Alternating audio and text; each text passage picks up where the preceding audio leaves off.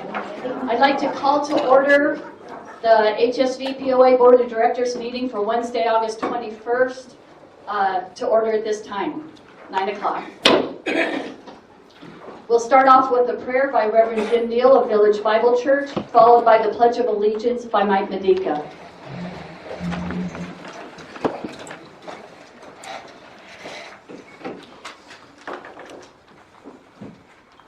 If you'll bow with me.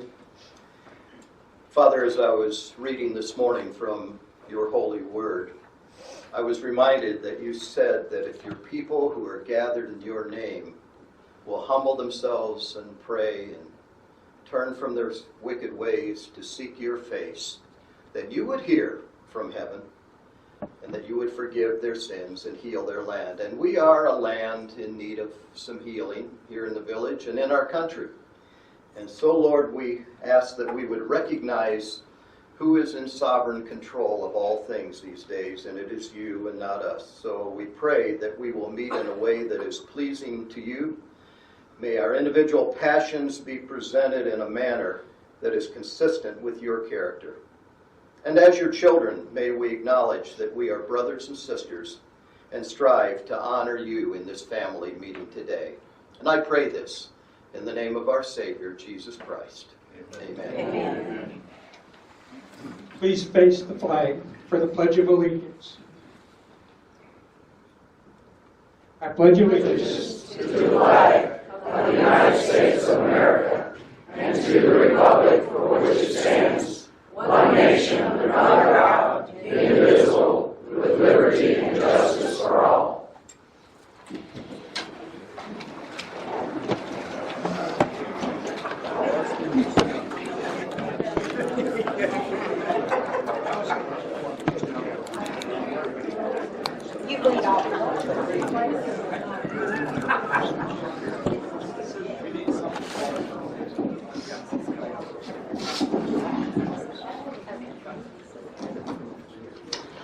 Okay, at this time I'd like to call Betty Ann Salzweedel and Patricia Lamore up. We'll be doing a Constitution Week proclamation. Hi, ladies. Nice to meet you. Oh, please We have a introduce few. yourselves. Diane Daniels and Susan Reed. And Beverly. She didn't move. That's okay. Well, welcome all of you. All right, Constitution Week, which is September 17th through the 23rd this year. Make a proclamation, whereas September 17th marks the 232nd anniversary of the drafting of the Constitution of the United States of America, which our founders created to secure the blessings of liberty and prosperity for all of our citizens and their posterity. And whereas the growth of our nation and the safeguarding of its principles of justice and opportunity rest upon the laws of the Constitution of the United States. And whereas, in order to support, preserve, and defend the great founding document, it is of the greatest importance that all citizens fully understand the provisions and principles contained within the Constitution. And whereas Public Law 915 guarantees the annual issuance of a proclamation by the President of the United States designating September 17th through 23rd of 2019 as Constitution Week. Now, therefore, I, Cynthia Erickson, by virtue of the authority vested in me as chairman of the board of Hot Springs Village Property Owners Association in the state of Arkansas, do hereby proclaim the week of September 17th through 23rd, 2019 as Constitution Week, and urge the citizens to renew and deepen their appreciation of the unique and precious heritage passed on to us in the wisdom and foresight of our founders through the United States Constitution. In witness whereof, I have hereunto set my hand and caused the seal of Hot Springs Village Property Owners Association to be affixed this 21st day of August in the year of our Lord 2019. Thank you.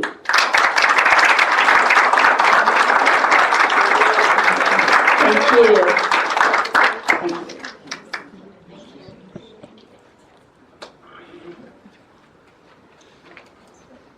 at this time, I'd like to call up Melanie Peterson for second proclamation, the Village Walk for Cancer Research.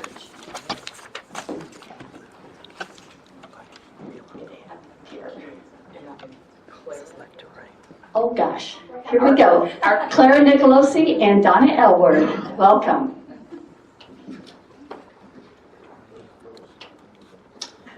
Okay, this is the Village Walk for Cancer Research Day proclamation. Whereas cancer research has led to a greater understanding of the many types of cancers. With this knowledge, scientists are conducting life-saving research and discovering new pathways toward treatment options. With this knowledge, researchers and doctors are undertaking major efforts to find ways to activate the body's own immune system, to use targeted therapy, and to treat the disease and its symptoms more effectively. With this knowledge, our hope is to find a cure, one cancer at a time. Whereas friends and family of all cancer victims made a promise to continue the fight against cancer. Whereas a promise made is a promise kept through the upcoming Village Walk for Cancer Research Day. And whereas our goal is to raise money and awareness to support the fight of this insidious disease. And whereas this event will directly fund the Winthrop P. Rockefeller Cancer Institute, whose statement, "Research Cures Cancer," fulfills our goals. Now therefore I, Cynthia Erickson, by virtue of the authority vested in me as chairman of the board of Hot Springs Village Property Owners Association in the state of Arkansas, do hereby proclaim September 28, 2019 as Village Walk for Cancer Research Day, and ask our citizens to join the fight against cancer with their participation and support on this day. In witness whereof, I have hereunto set my hand and caused the seal of the Hot Springs Village Property Owners Association to be affixed on this 21st day of August in the year of our Lord, 2019. Thank you.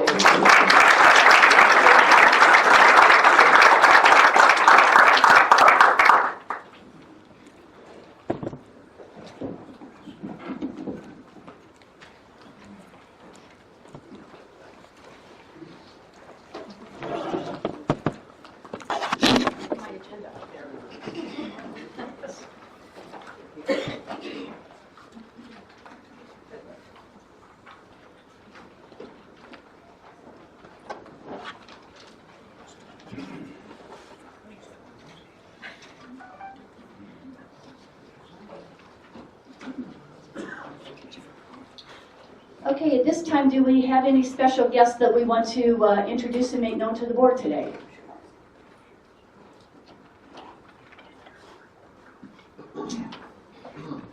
Okay, at this time, may I have a motion to adopt the order of business? So moved. Is there a second? Second. Any conversation?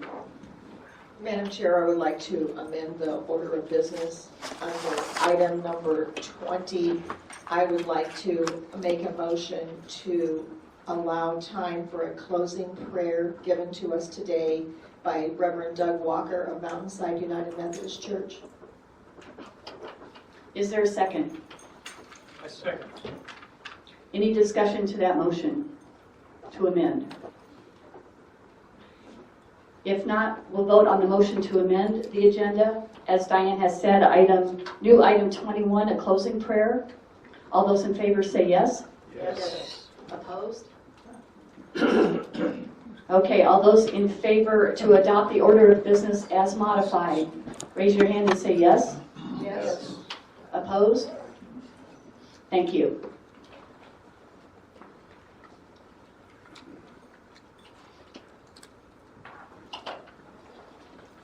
At this time, may I have a motion to approve the consent agenda, which consists of approving the July 17th regular meeting minutes, the July 16th and July 25th executive session minutes for legal matters, receiving a standing committee minutes, the ACC on July 18th and August 1st, Golf July 18th, Governmental Affairs July 12th, Governance May 28th and June 18th, Lakes July 10th, Public Services July 18th, Recreation, July 8th.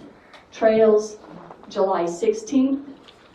Ad hoc 2020 Operating and Capital Budget, July 26th and August 2nd. Ad hoc Governing Documents, July 31st and August 7th. And ad hoc 50th Anniversary Planning, July 22nd. Also to ratify the appointment of the Ad hoc Governing Documents Review Committee and approve the appointment of Sherry Nelson to the Governmental Affairs Committee. Do I have such a motion? So made. Is there a second? Second. Any discussion?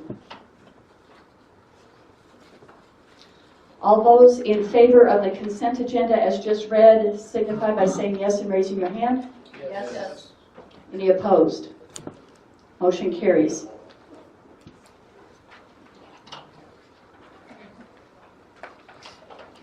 At this time, I invite CEO Leslie Nally to present her CEO and Corporate Secretary report.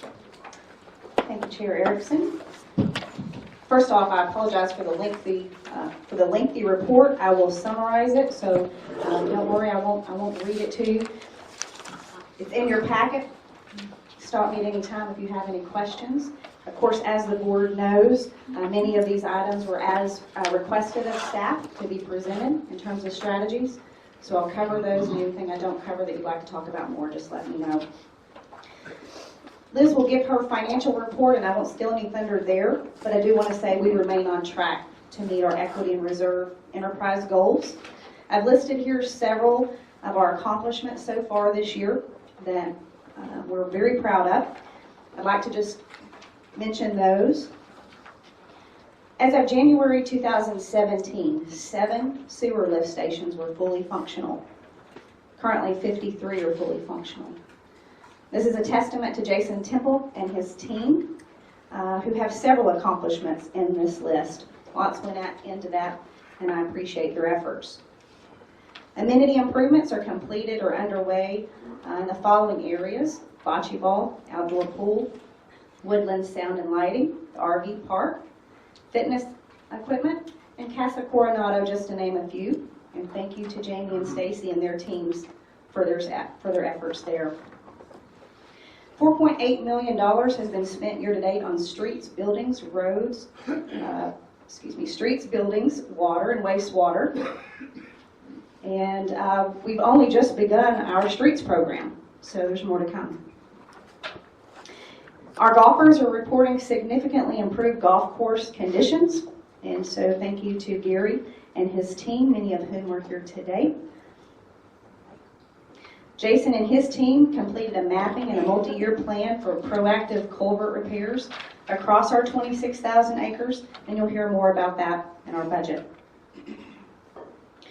Since 2016, there's been a 20% decrease in the administration and sales, marketing, discovery subsidies. And so where did those things go? We spent more on capital and reserves. That's evidenced in the next line. Since 2016, from 2016, $2.4 million had been spent as of July this year versus July last year on roads, water, sanitation, and sewer. I'm sorry, I just read the wrong numbers. That $2.4 million less had been spent in administration, or $2.4 million had been spent year-to-date in administration as of 2016. $1.9 million has been spent year-to-date this year. That's the 20% decrease. There's been a 25% increase in spending for roads, water, sanitation, and sewer. As of July 2016, $3.7 million had been spent. As of July this year, $5 million has been spent. And then finally, a recent announcement we're very proud of. In August, Isabella became part of the Natural State Golf Trail with signage on I-30. And so thank you to Kevin, Matt, Tom, and Joseph for their efforts in those areas. Regarding new construction, the 2019 enterprise goal targeted selling 30 POA lots and adding 60 rooftops. As of July, there were 33 additional improved properties and 25 POA lots sold or under contract as of this time. So we are almost there. Excellent job, Cheryl and team. Our buyers have come from Indiana, Alabama, Arkansas, California, Nevada, Maryland, Texas, and Florida. Regarding our gate and visitor usage of amenities, regarding our gate situation, there's been a lot of conversation in the community about our gates. They're very important to us.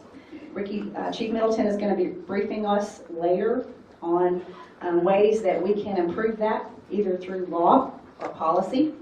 And I just want to state for the record that rumors about current POA leadership looking to eliminate the gates or fail to staff them are false.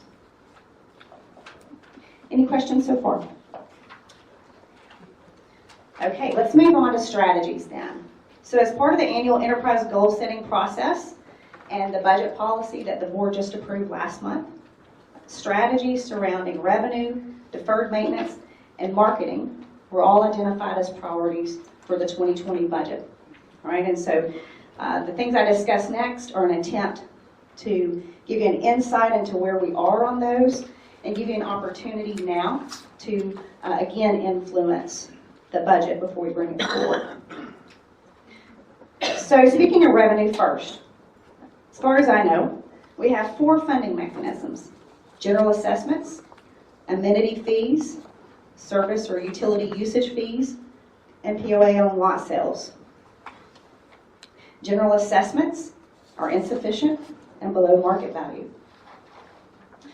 We're at a crossroads between those who would like to see the community continue with its current amenity portfolio and those who feel we should be cutting expenses to include foregoing amenity replacements. The pool decision is a prime example of that ongoing debate, and I expect that the Balboa project will have a similar debate. Nevertheless, staff are not recommending for 2020 a general or special assessment increase vote. We believe the best next step is to adequately communicate and categorize the various needs, facilitating a majority consensus with property owner input through our committee structure.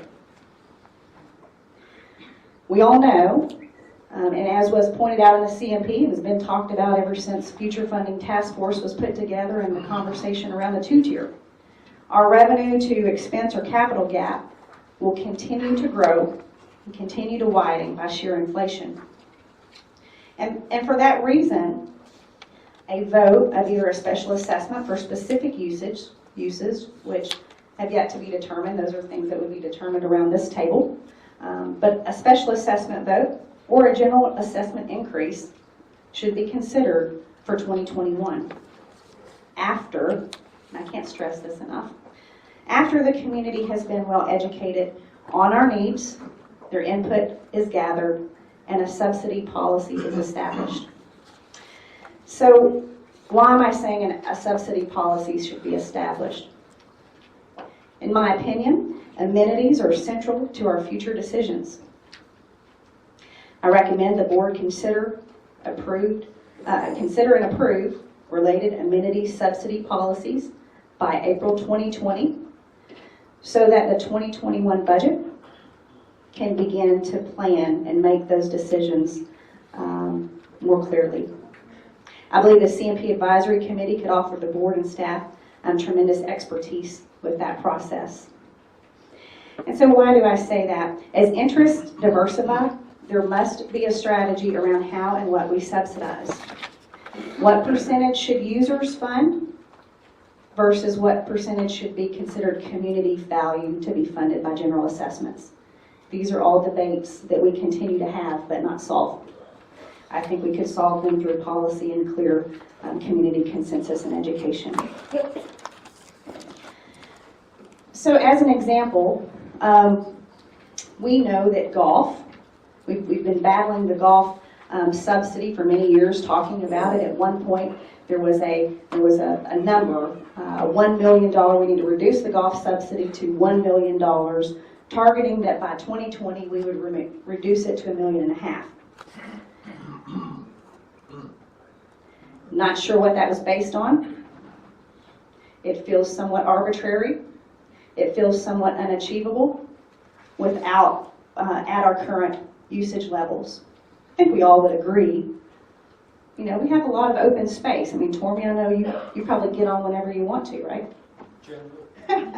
We have a lot of open space, so usage must be increased, and my preference would be to do that with a healthy mix of resident golf. Those people who will be here day in and day out, like Dick and like Tormy, like Mike, who will play golf routinely, and for that to happen, I think we need to have a structured marketing focus specific to a residential marketing plan to drive build out of currently unimproved golf course lots. Stephanie, roughly how many golf course lots are not built? 1,200 golf course lots exist across our 8 courses, or 9 courses, pardon me. I'm counting Diamante in that. 1,200 unbuilt lots. So if you think, what could the community do with even half that many avid golfers? I also want to, we want to establish an in-house visitor golf marketing program. We have one currently, but as you know, we have an agreement with Troon, and with our appreciation, our Troon marketing agreement will sunset December 31st of this year. All right, so let's move on. That's revenues. Any questions there so far? I was just going to stop there for just a minute. If you have, if not, I can wait until the end, whichever you prefer. All right, so let's continue on to deferred maintenance. As many know, the Comprehensive Master Plan was designed to help the association make decisions about deferred maintenance and planned maintenance and things like that, and more actively plan for those things. And I want to thank the work of the CMP Advisory Committee, because they helped us develop a definition, which Liz has implemented in the budget process, a definition of that will be used as an update to our 3-year O&M section in the CMP. It will clearly delineate between deferred maintenance and scheduled maintenance, repairs, or replacements that were postponed in order to defer expenses into a future budget year. This was the committee's definition. We think it's an excellent definition. So Liz will use that plus a planned maintenance category plus a new category for us to clearly see. And hopefully, of course, the desire is that in a few short years, as quickly as possible, we will begin to see more planned maintenance and less deferred maintenance. And we will clearly then know what's new, what's planned, and what are we deciding to defer. And so why is that important? If you were to look at page 22 of our audit, it summarizes the village's $200 million of assets. And to me, that is at the root of our deferred maintenance issue and discussion. And I have a graph here on the next page that characterizes those assets along 4 functional categories. Utilities, to include related equipment and facilities. Amenities, to include their related equipment and facilities. Roadways, and safety and service. So if you look at this chart and understand that the buildings, software, and furnishings, the majority of those relate to amenity facilities, whereas the equipment, the majority of that slice of the pie, relates to either streets or sanitation. So you see here that we have a significant, almost equal, right, set of assets between our amenities, our utilities, and our streets. And for that reason, we have to balance decisions around all of them. I believe that the majority property owner sentiment remains that our amenities are why people move to Hot Springs Village, and they should therefore be given equal consideration. Yeah, please. Make a comment back to the 1,200 lots, because I think it's for all the board to understand what the ramification of that is. What the ramification of the 1,200 lots is. Now, assuming they were all buildable, and assuming, which I suspect some of them may not be, and assuming they were all paying their current assessments as an undeveloped lot, if those houses were built out on and one person per home played the average of rounds of golf, and we had the incremental assessment from roughly $40 to $70, that generate $3 million a year in revenue. That solved a lot of problems on deferred maintenance or golf course subsidies.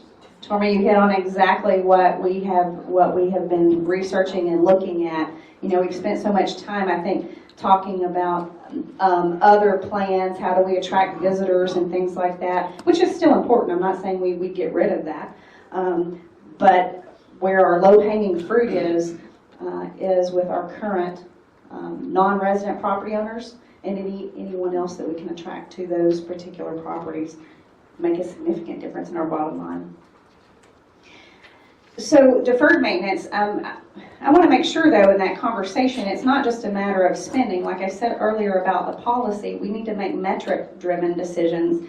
And so one starting point of that was the development of amenity prioritization tools within the CMP that sought to balance those decisions.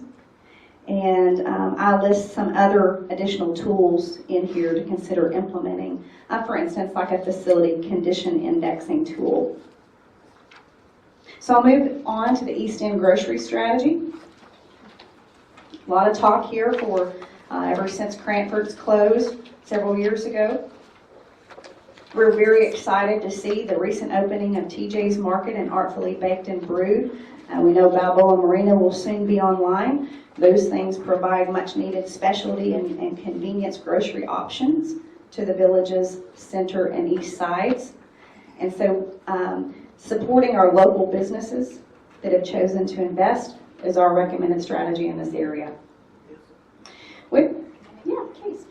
So what do you see as actions that represent supporting local businesses that have chosen to invest in the grocery space? I want to be clear. So not only partnering in our marketing materials like we do currently, we do a lot of things on social media that highlight our businesses here. Also looking for any opportunity to kind of clear the obstacles, if you will, as the POA is able. We certainly don't, have all the tools, but clear any obstacles that stand in the way of those businesses. Whether that's how we approve their permits, how we assist them with their development, their future needs, their signage, all of those things. That answer? All right, so then moving on to the lodging strategy, that's also been a big discussion. We know that we have a need here. If our focus is to ever have larger conference and tournament events, we have a need for larger conference and group space. We also have some wonderful properties that already exist.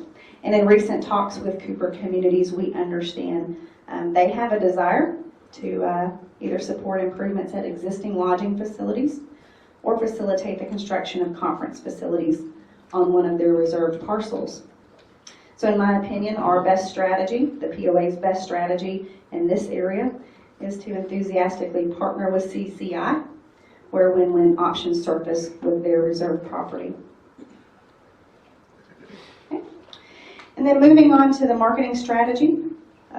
As I mentioned earlier, we want to capitalize heavily on the community's golf course assets, real estate assets, and bringing in more golfers who desire to live here, as well as unbuilt lake lots. We didn't talk about that, but that's also another focus of ours. So truly a buy and build here strategy that re-engages our unimproved lot owners.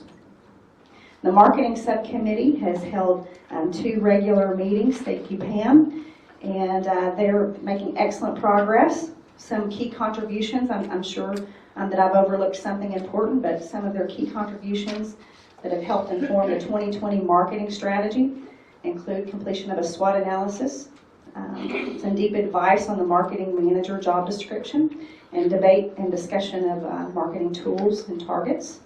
And we look forward to presenting our full plan in the budget meetings. Next, Balboa Golf Course and Clubhouse renovation. As you know, on your agenda later, Stephanie, Gary, Tom, and I will present the staff's recommended path forward as requested by the board. The board asked us to bring a comprehensive plan, And so today we will do that. We are looking for 2 decisions from the board in September. And as we'll see in the full presentation, there are lots of other board approval gates, but specific to September, we would like approval to move forward with a full course renovation, and you'll hear why we need that, the timing, why the timing is important on that. And then second, direction on whether the board would like us to pursue a right-size building or a remodel of the existing footprint on the clubhouse.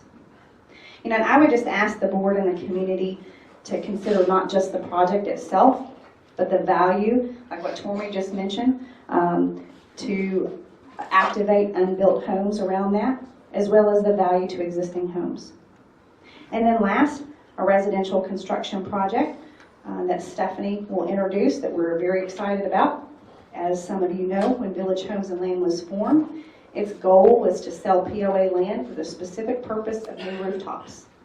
And this project meets that goal and ensures we are not acting in a development capacity.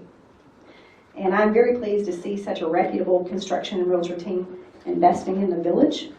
And with that, I'll take any questions about my report. Yeah, I have one regarding the logic, because I don't want it to be misinterpreted.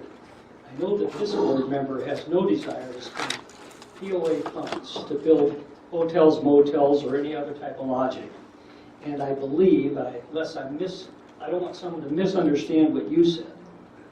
Partnering with CCI doesn't mean us spending POA monies to build lodging. Is that correct? Thank you, yes, for that clarification. Partnering in the way that we know how to partner, whether that's through permitting, whether that's through our utility services, our roadways, any ways that we can help be a partner and come to the table on that. Yeah. What does that look like?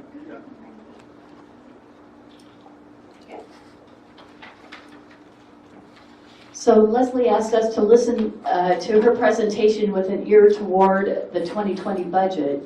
Is there anything that this board would like to say to her at this time that would guide or modify her thinking as she goes forward, she and Liz go forward, putting together the details of the budget for our consideration starting in mid-September? Now's the time to speak up.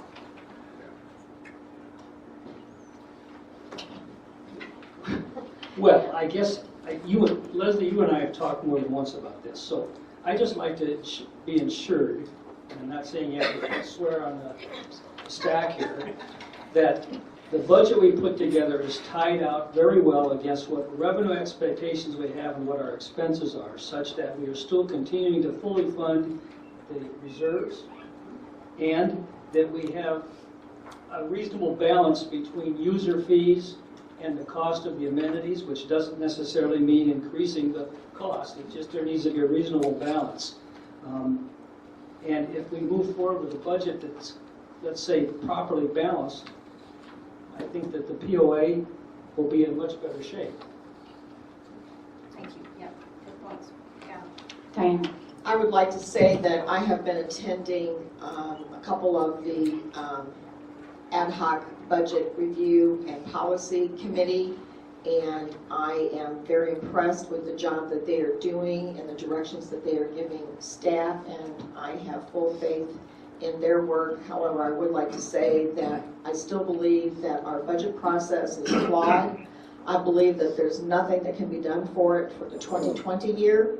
But I believe that at some point in time, we have to build a budget based on what we are, where we are, and then build up to where we'd like to be and have realism in our budgets. Thank you. Anybody else? Well, I would like to say, I was part of the board last year when these areas of focus were decided, and I, for one, would like to commend Leslie and her staff. They put together a lot of work that addressed every essential item that we brought before them. We said revenue strategies are crucial. We said marketing strategy is crucial. A deferred maintenance strategy is crucial. And I think, I feel that at this point in the process, before we see the budget, Pat here, that we're getting exactly what it is we asked for. And so, and I know it takes an awful lot of work, and this is very exciting stuff. We're starting to build again. We're selling our lots. We haven't been selling lots, we're selling lots.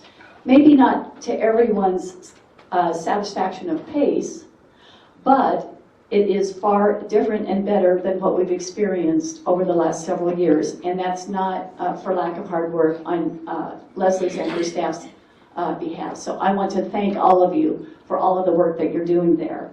And I want to thank the board too, because in our retreats and subsequent June meeting, we too are giving guidance to the 2020 budget, which is why we're sitting here largely fairly silent in terms of making any significant changes to this, because we did do our homework. So thank you, board, for that as well. But mostly, thank you to the staff. You've risen to our challenge and we appreciate it. I have a question about the statement you just made.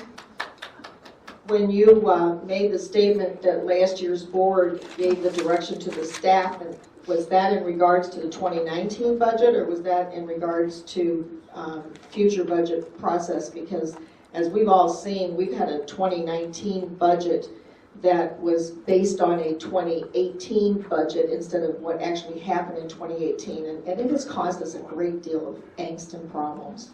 Well, Liz can speak to whether it was based on the 2018 budget. That's because I'd like for her to speak accurately to that with your permission. But most importantly, last year's board set out a goal for Leslie to develop a revenue, a marketing, and a deferred maintenance strategy by August of this year. Last year they set out that goal, and that is what has been met. Okay, so we'll let Liz do her presentation later, and thank you for that feedback. We have it noted.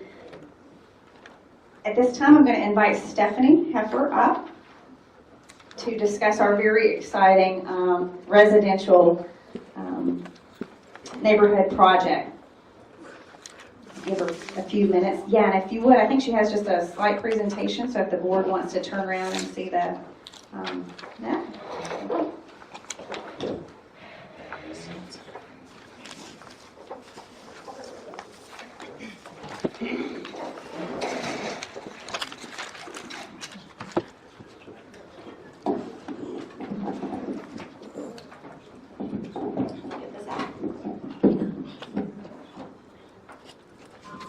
Good morning. Good morning. You ready? Well, thank you for the opportunity.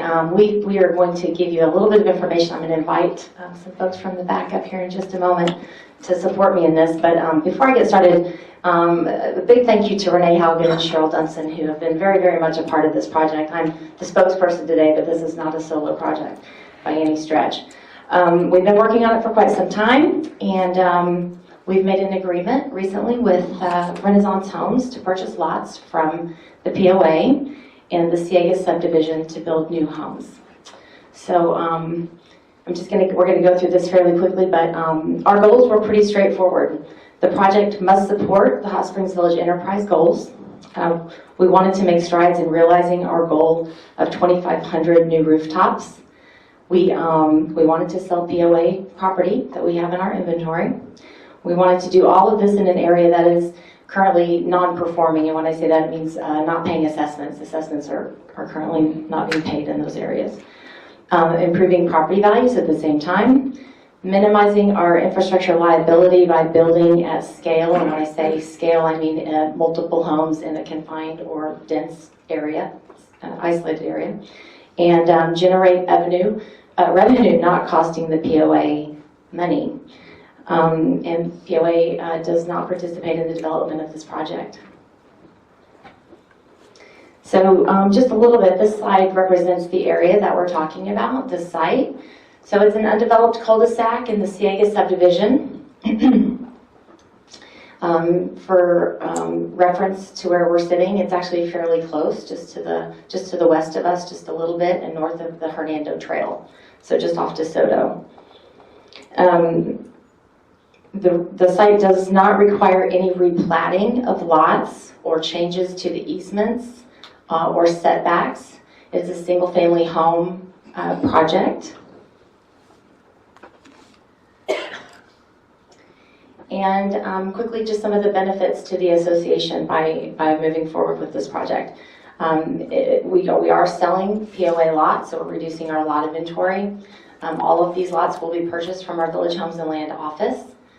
We would be generating new revenue. Kind of the immediate revenues are from lot sales, our permitting and inspection fees on each of these homes, our assessments and utilities. Again, there are no homes here now, so no utilities are being paid, and there are no assessments being paid. And then an annual recurring assessment and utility revenue, just right at about $40,000 when we're fully built out. And again, the reduction in our infrastructure liability due to that concentrated development. So the really exciting news is that Brandon, please come on up, Brandon, and come on up, Pat and Clara. Yeah.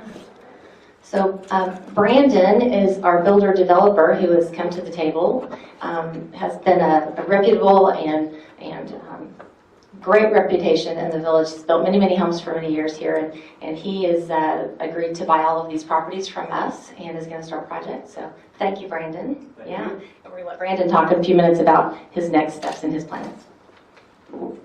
Thank you guys for having me today. We're excited for the village. I always look at business opportunities as what are we doing today, what are we doing next year, what are we doing in 5 years. And so I think the village is a good place to be. That's why we're here. We build custom homes and spec homes throughout the village.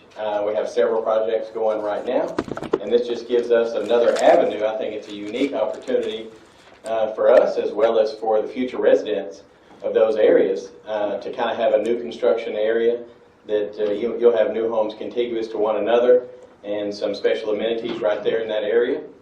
So that's something we haven't really seen. And so I'm looking forward to doing that project. It's going to be good. It's going to kind of fit a niche that we have in the village, kind of that mid-priced home, maybe from the lower to mid-2s, definitely everything under 3 in that area. And so looking forward to sharing some plans and some facades, how these things are going to look as we get a little further along. Be happy to answer any questions that anyone may have for me. What kind of square footage are we talking about? Probably the lowest square footage around 1,600 and maybe getting up to the lower 2,000, around in there.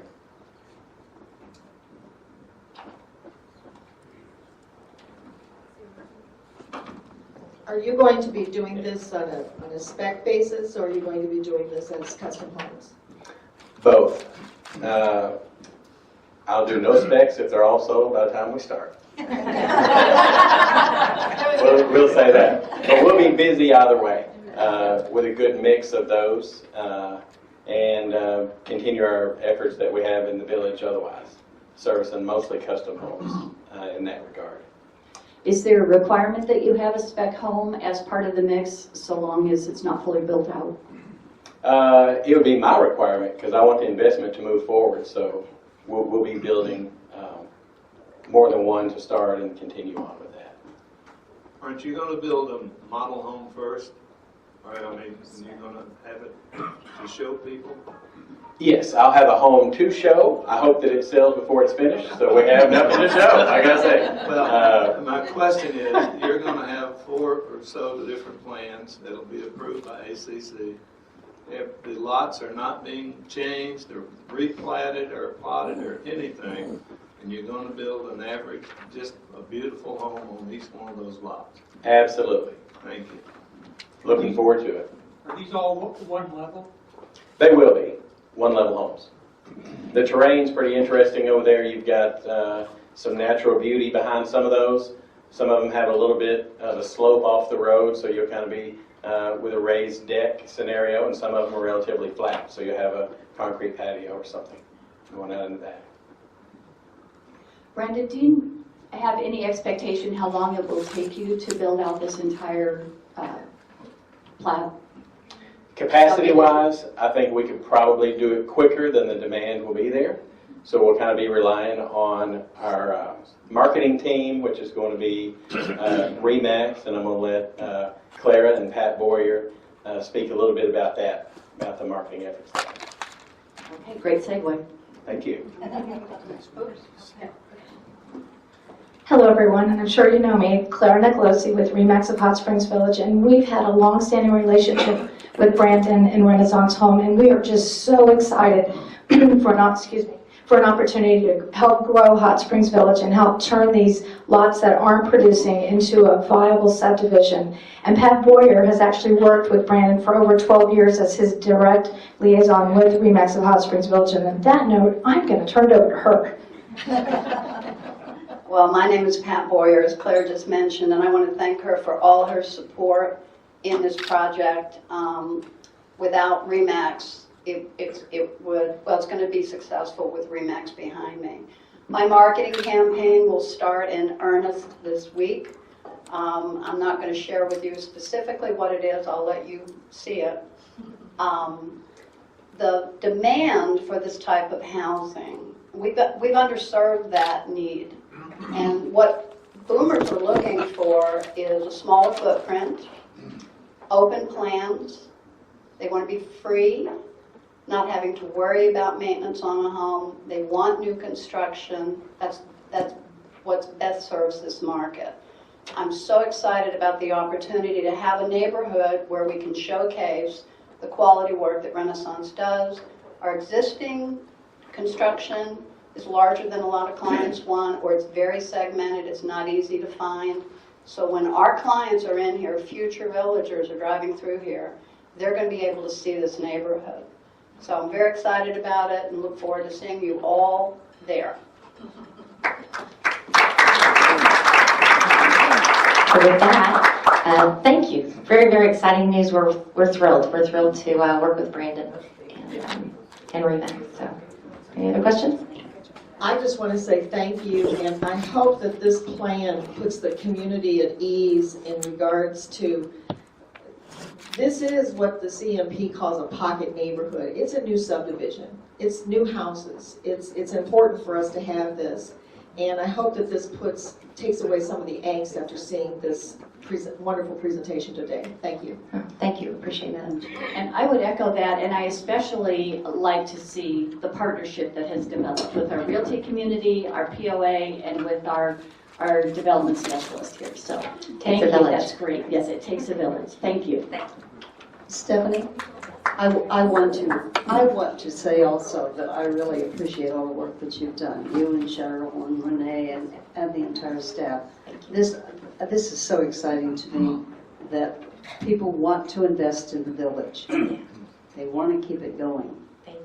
It's wonderful. Thank you. Thank you. Thank you, ladies, Cheryl and Renee. I just want to say a special thanks to one person, and that's Renee Hagen. Yes. Had it not been for Renee, she helped put together these lots and getting them together where they could be worked into forming this new neighborhood. Thank you, Renee. Yes. And Cheryl. And Cheryl for getting them sold to our developer. That's excellent. I mean, it literally took everybody. So this is exactly what we want to see more of. How's that for next year? We want to see more of this. Very good. Thank you. Anything else on that? Anything else on that topic then? Does that conclude your CEO report then? I hope so, yes. Okay, very good. All right, the board receives this report as presented.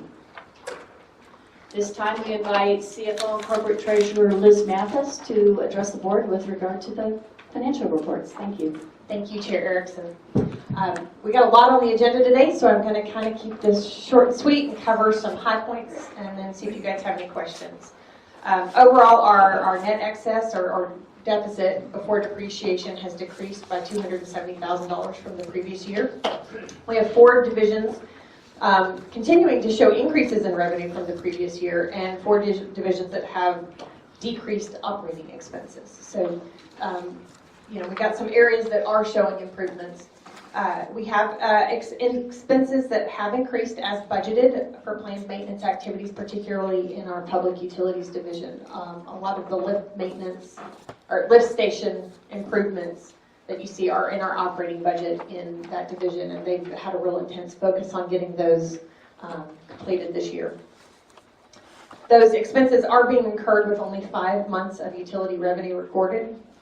And both the golf and public utility departments are experiencing revenue shortfalls related to the annual rainfall, which year-to-date at the end of July was 41.69 inches, and normal for our area is 28.23 inches. So while we don't like to continually blame rain, there's very clear evidence we've had getting close to double the amount of rainfall, more than normal. Both divisions are working to cut expenses and capital to accommodate for those decreased revenues, and every division is showing an increase in electrical costs this year. We had a commercial fee increase from utility providers that's hitting us at about 30%. So 4 or 5 years worth of utility costs did not prepare us for a 30% hike in electrical bills. So we're having to adjust and make some cuts in different areas to accommodate the fact that that's over budget. But we are adjusting. So how predictable is that? Does that just pop up, or is there a way to anticipate it? Had we known about the law that was expiring, that they weren't renewing, that had a discount in place, we probably could have anticipated it, but they didn't really tell us in advance. They kind of kept that on the down low. And it's been recently that everybody's going, hey, what the heck's going on, that the utility companies have finally said, well, actually there was this law in place and it expired and it was giving you a 30% discount for commercial entities, and now it's gone. So it's not just us, it's commercial entities statewide that are experiencing this increase in electrical costs. It was my understanding that it was actually some kind of effectively tax credit that those utilities got for whatever. And therefore, instead of being able to deduct 100% of whatever that credit was, that credit's now been reduced down to where it's 30%. But what you just said, which I don't really know the answer, I'm looking for the answer, is if our old bill was $10 per, or $1 per kilowatt hour, now it's $1.30? That's a yes. Yes, I'm sorry, I'm nodding, but yes, our overall, with tiers, yes, overall across the entire organization, which utility, if you look back at our budget and the details, utilities, electrical is probably one of our largest expenses as an organization. And when you roll it all up across all the departments, it has gone up about 30% this year. So what do you expect that to add to our costs if the rates don't change next year? That's exactly the challenge we're facing, and especially with Well, how much do we spend? limited revenue, you have to find other ways to accommodate both electrical increases and we've got minimum wage increases. Let me ask another way. What did we spend last year on electricity? Do you know roughly? I don't know off the top of my head. I could pull it up. Over $500,000. Over $500,000? Oh yeah, it's over $1 million. Over $1 million. So it's several $1 million. At least a $300,000 hit. Yeah. Okay, thanks. But we still get rebates, I think, from what, First Electric? We will get, as a member of First Electric, just like any member of the co-op receives a rebate check. It's not very much, but It will not offset that, and we've had that for years. If we move on through the report, our total cash and cash equivalents is down about $500,000, a little over, but the overall change in cash and cash EQ has actually increased $963,000 since December 31st. So that, when you look at a year-over-year decrease, it's from spending that we did on capital improvements last year. I'm on page 2, I'm sorry. Top of page 2. Moving down that page, we have 76 less improved properties and unimproved properties, and 15 less improved properties as delinquent or unproductive. So we are slowly but surely making progress on our bad debt. There's a total of 11,195 unproductive lots, which is 68% of the total lots. So Cindy, you had asked about that percentage. That's the percentage, and I kind of put an explanation there of the total. Long-term debt has decreased $762,000 since this time last year, and our total property owner equity has increased $872,000. Just some highlights on our revenue and expenses. We've already kind of talked through some of the big areas. Total net revenue is 50% of budget and $389,000 less than 2018. And if you flip a couple pages, our total operating expenses are 53% of budget and $164,000 less than 2018. We spent about 21.5, just under 21.5% of our capital budget this year. And as Leslie mentioned earlier, we remain on track to meet our end of year targets despite some areas where we're a little off. We are working to adjust as we move through the year.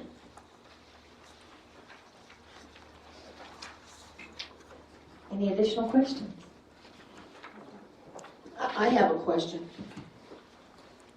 Liz, I know that, you live in these ledgers. I mean, I've been in your shoes before, and so all these numbers mean a lot more to you and make a lot more sense to you because this is what you do day in and day out. But I have some concerns with the forecast that we're going to be on target to meet our budget of adding $469,000 into our reserves, because I take a look at your report that's entitled Estimated Cash Available for Reserves at the year end in 2019. And when I came on the board, the April report indicated $1.2 million, and then in May it indicated $914,000, and then in June it was $835,000, and then in July it was $704,000, now August it's $493,000, and by your own admission, we haven't really spent a lot of our capital yet, so that's cash outflow spending for capital. Whether it's going for expenses or capital, it's still a cash outflow. And I just have a really hard time getting to the conclusion that we're going to meet this budgeted target of $469,000 into our reserves. And is there anything that you can give me or help me to clarify this picture? If you look at that report on page 10, at the very last page of the financial packet,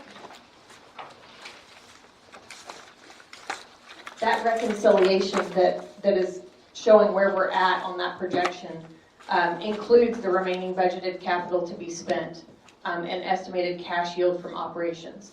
So those are the two areas where we're adjusting as the year goes through. If I know we're going to be under in expenses in a certain area or over in a certain area, I can net all of that together and come up with how much we're going to miss one area, and then that helps us determine how much we need to find adjustments in another area. We're really working to not make adjustments, as many adjustments in cutting capital, because that's how we end up continuing the deferred maintenance cycle. So we are working not to reduce capital if we can avoid it at all, and because we still have an enterprise goal to meet some capital expectations as well. Leslie, you want to chime in here? Yeah, let me just say, I think Diana's question is the perfect question that all board members should ask and validate. This is why we have this report. Liz is very much down in the weeds and daily readjusting based on new information. That's what you do with a projection, as Diana, I know, recognizes full well. So we, as Liz said, will always continue to try and spend our capital to not devalue our assets. We'll still strive to meet those enterprise goals, make sure we fund reserves, and make sure that we spend as much in capital as we're going to get in depreciation to maintain our equity, which means to make it up otherwise, we have to do that operationally.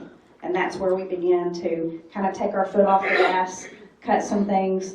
And sometimes in some years, what's interesting, when you get past the golf season, you actually see this reverse for the positive.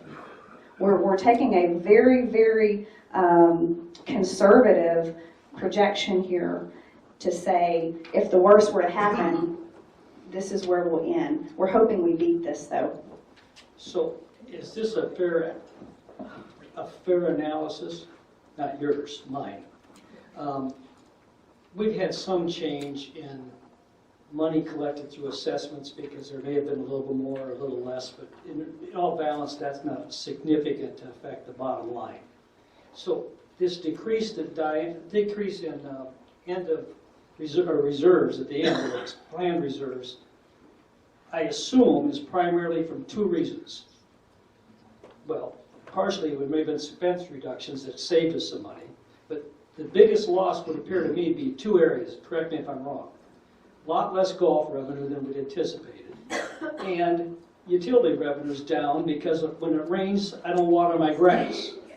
So can I basically attribute all of this shortfall based pretty much to those two areas? That was the two largest areas, yes. And then the surprise expense, right, on the utility. Yeah, and then the increase in expenses that was not anticipated. So, yes, I mean, we're always going to adjust as the year moves forward. I remember last month you made some comments specific to golf, some tactics that you were exercising to try to get that situation better under control. Is that playing out well for you? We have definitely achieved some operational savings on the golf maintenance and on the course closures. We have not yet fulfilled our commitment to the sponsorship.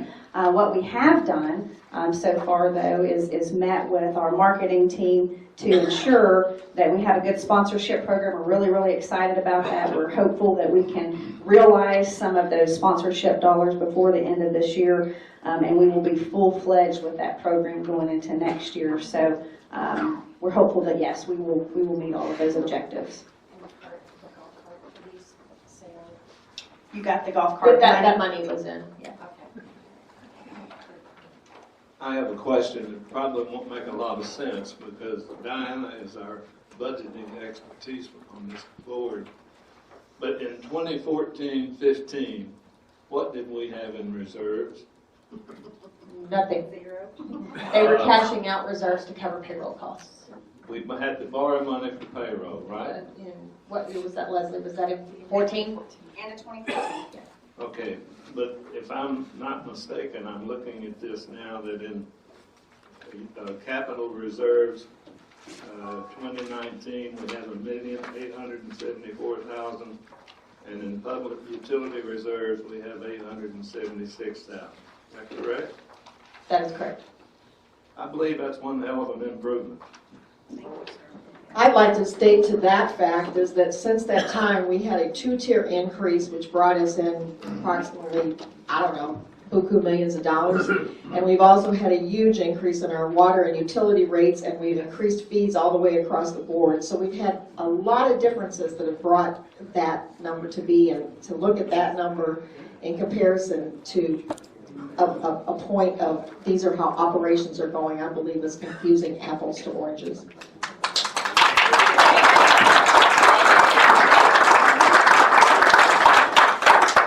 You know, Diana is correct about all of those things. I think, though, it fails to give staff their proper recognition of the efforts that they have made, and certainly in several areas, those that I just named, like golf, all throughout across our recreation division. Each of our divisions, this board, actually the previous board and this board, called us to address some operational inefficiencies, and we've been doing that very well.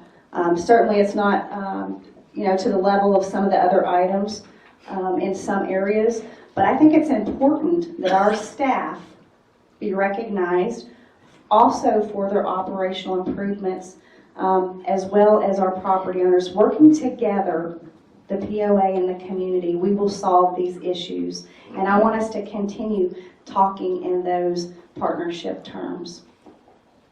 I was not ditzing staff in any way. Okay. The board receives Liz, your report with thanks, and invite Jason Temple to address us with regard to his Chief Operating Officer report.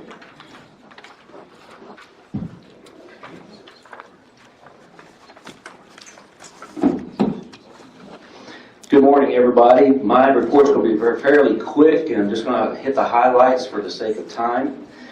And so you do have the reports that are in your package, the CO report. And one thing right off the bat, our 2019 water tank rehab project is completed. All of the tanks that we rehabbed are online. And the significance of this is that we started this project 5 years ago of rehabbing all of our tanks in a methodical manner, spread out over a reasonable amount of time, working with the health department. And as of today, that is 100% completed. And it's just some carryover. We are holding our contractors to their warranty work, and we do have a contractor up on tank D1 that's off of Macerro doing some warranty work there for folks who live up there. That's what's going on. Lift stations, still on track. We are up to 53 with 11 left, and as of today, we've actually added another 3 to the list, so we only have 8 left. So the finish line is in sight. We're not home free, but the finish line is in sight on that. The other item is the Medeiros Gardens Phase 3. That project is moving along. Partial of the utilities are in. The project is about ready to be paved. And once that's done, the contractor moves out. We'll get in and finish the water and sewer. And that project will be completed here shortly, probably before the next board meeting. Moving on. Line maintenance, kind of what we expected. We expect the leaks to increase. This month will probably be much higher than last month for next month's report. We did have one boil order. 25 customers were out of water for a short period of time, and all that's been fixed. Everything's been disinfected, and we've had all the tests are passing, and that's back online. But that is kind of typical of this time of the year. You may experience a boil order. Usually no more. Sometimes nothing, but maybe 1 or 2, and that's something that you might hear again. Everything else is moving along. Street maintenance is doing great. Solid waste management, everything's on task. One thing I just want to highlight is our recycling event right here at the Woodlands. Every Thursday, there'll be a recycling trailer or bins put out here near the Grove Park Farmers Market for folks who want to recycle glass, aluminum, or clean plastics. And so I think this is our 4th event tomorrow, and we're going to continue that as long as the farmers market is during that season. And so that's going pretty well. Everything else, ground maintenance, building maintenance, fleet, everything's on task. Any questions? Good job. Thank you. Thank you, Jason. Oh, Jason, I have a quick question. nice try. Nice try. On our recycling efforts, are those bins getting filled? I mean, are a lot of people really recycling? How's that going? The glass bins are really getting filled. Matter of fact, we're one of the biggest suppliers of glass. We're the biggest supplier of glass to Garland County. And, It's all beer bottles, right? and it's some expensive stuff.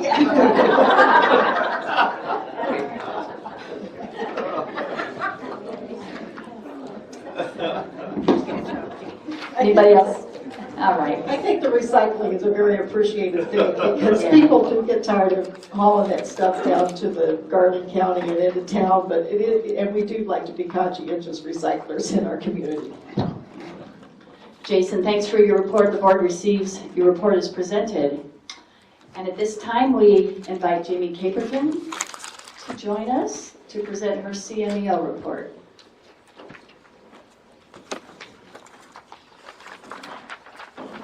Feels so short. All right, thank you for having me. All right, I always feel like my report's going to be really short too because you guys have already talked about everything on my report. Okay, for the last couple of months, we've spent largely gaining an understanding of Hot Springs Village and the workings of the amenities and developing strategies for you. I'm going to start off with food and beverage. We've been working really hard to develop down into food and beverage to figure out ways that we can cut expenses and bring up revenues in that area. One of the things I want you to be watching out for, Ideal Living is going to be featuring one of our chefs coming up in September. Chef Kennedy will be there, so everybody go out and pull all of those magazines off the shelf and see how great he is. Utilizing the National Golf and Owners Association Guide for Profitable Food and Beverage Guidelines, we have been pulling everything we can out of that to find ways to get our cost of goods sales and everything that we can, new ideas and ways, practices that we can in every one of our restaurants throughout the village.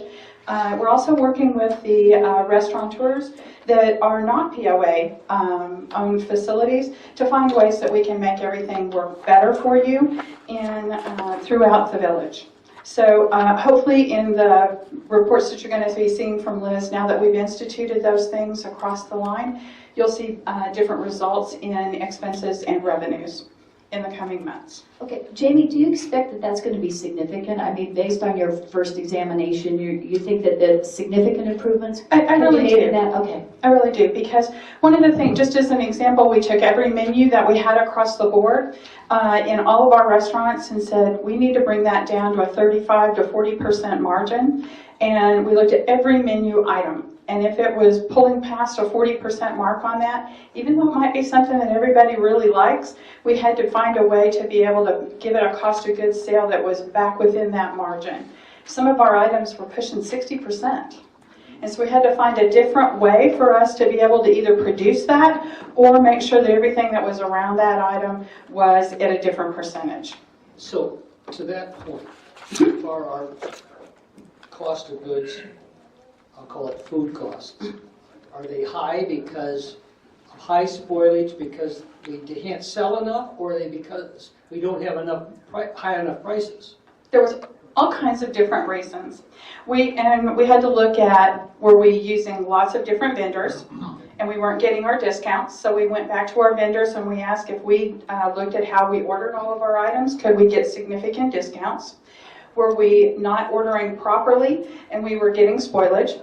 We had to look at all of the different ways that we were doing our food and beverage services. And so it was lots of different little tiny pieces of that, not just one way.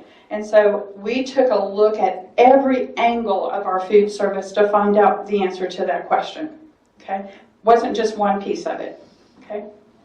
I would suggest that we need to get our food costs a lot lower than that. A typical restaurant, and it varies depending on whether you're serving lunch, breakfast, or dinner, runs with food costs of around 30%. Absolutely. And liquor costs in the 18 to 22%. You're absolutely right. But sometimes when you're looking at golf revenues, I know they're a they little change. higher than that. And they change because if I have to sell a pitcher of beer for $8 and it costs me $4, my pouring costs are pretty high on beer. Right. So there's Absolutely. a lot of factors into it. And I'm talking about the most expensive item that's on your menu will hit you at 35 to 40%. Many of our items are hitting, now we're looking at, they're between 25 and 30. Okay? That'd be good news. Absolutely. And so we're going to continue to look at what those percentages are, and Liz and I are on it every week. She calls me into her office. I feel like I'm going to the principal's office. But we are looking at every one of those. But we do continue to look at every item and our contracts and everything where we can get discounts and everything to pull those costs down. Okay? In addition to that, we did training with on August the 5th. We brought all of our service frontline service people in and did training with them. I have challenged every one of our frontline people to be our frontline sales staff. If you have any problems with any of those, I want you to let us know, because I've told them they are our frontline service people. They're to have that smile on. They have been put through excellent training, and I want to know if you're having any problem with them, because they are our sales force. Okay? And I've really challenged them to be that heart of Hot Springs Village. We have also told them that if there's anything that they need from us, we will get it for them. I had to chuckle because one lady very quietly pulled up her hand and she goes, I need a push vacuum so I can make this place look awesome. I'm like, really? That's what you need? So we immediately went out and got her a vacuum cleaner so she could make the DeSoto Club look awesome. But we really have to support that staff so that they can be the best that they can be. So in addition to that, we're putting all of the backline folks through safe server training so that they can be the best that they can be in the backline for you and providing excellent food back there. So again, we are trying to put them through the best that they can be. We're doing this in every one of the amenities. Stacy and I are doing it over in recreation. We're trying to do it at every frontline amenity that you have so that we get those costs down, but we also bring the quality up at the same time. Okay?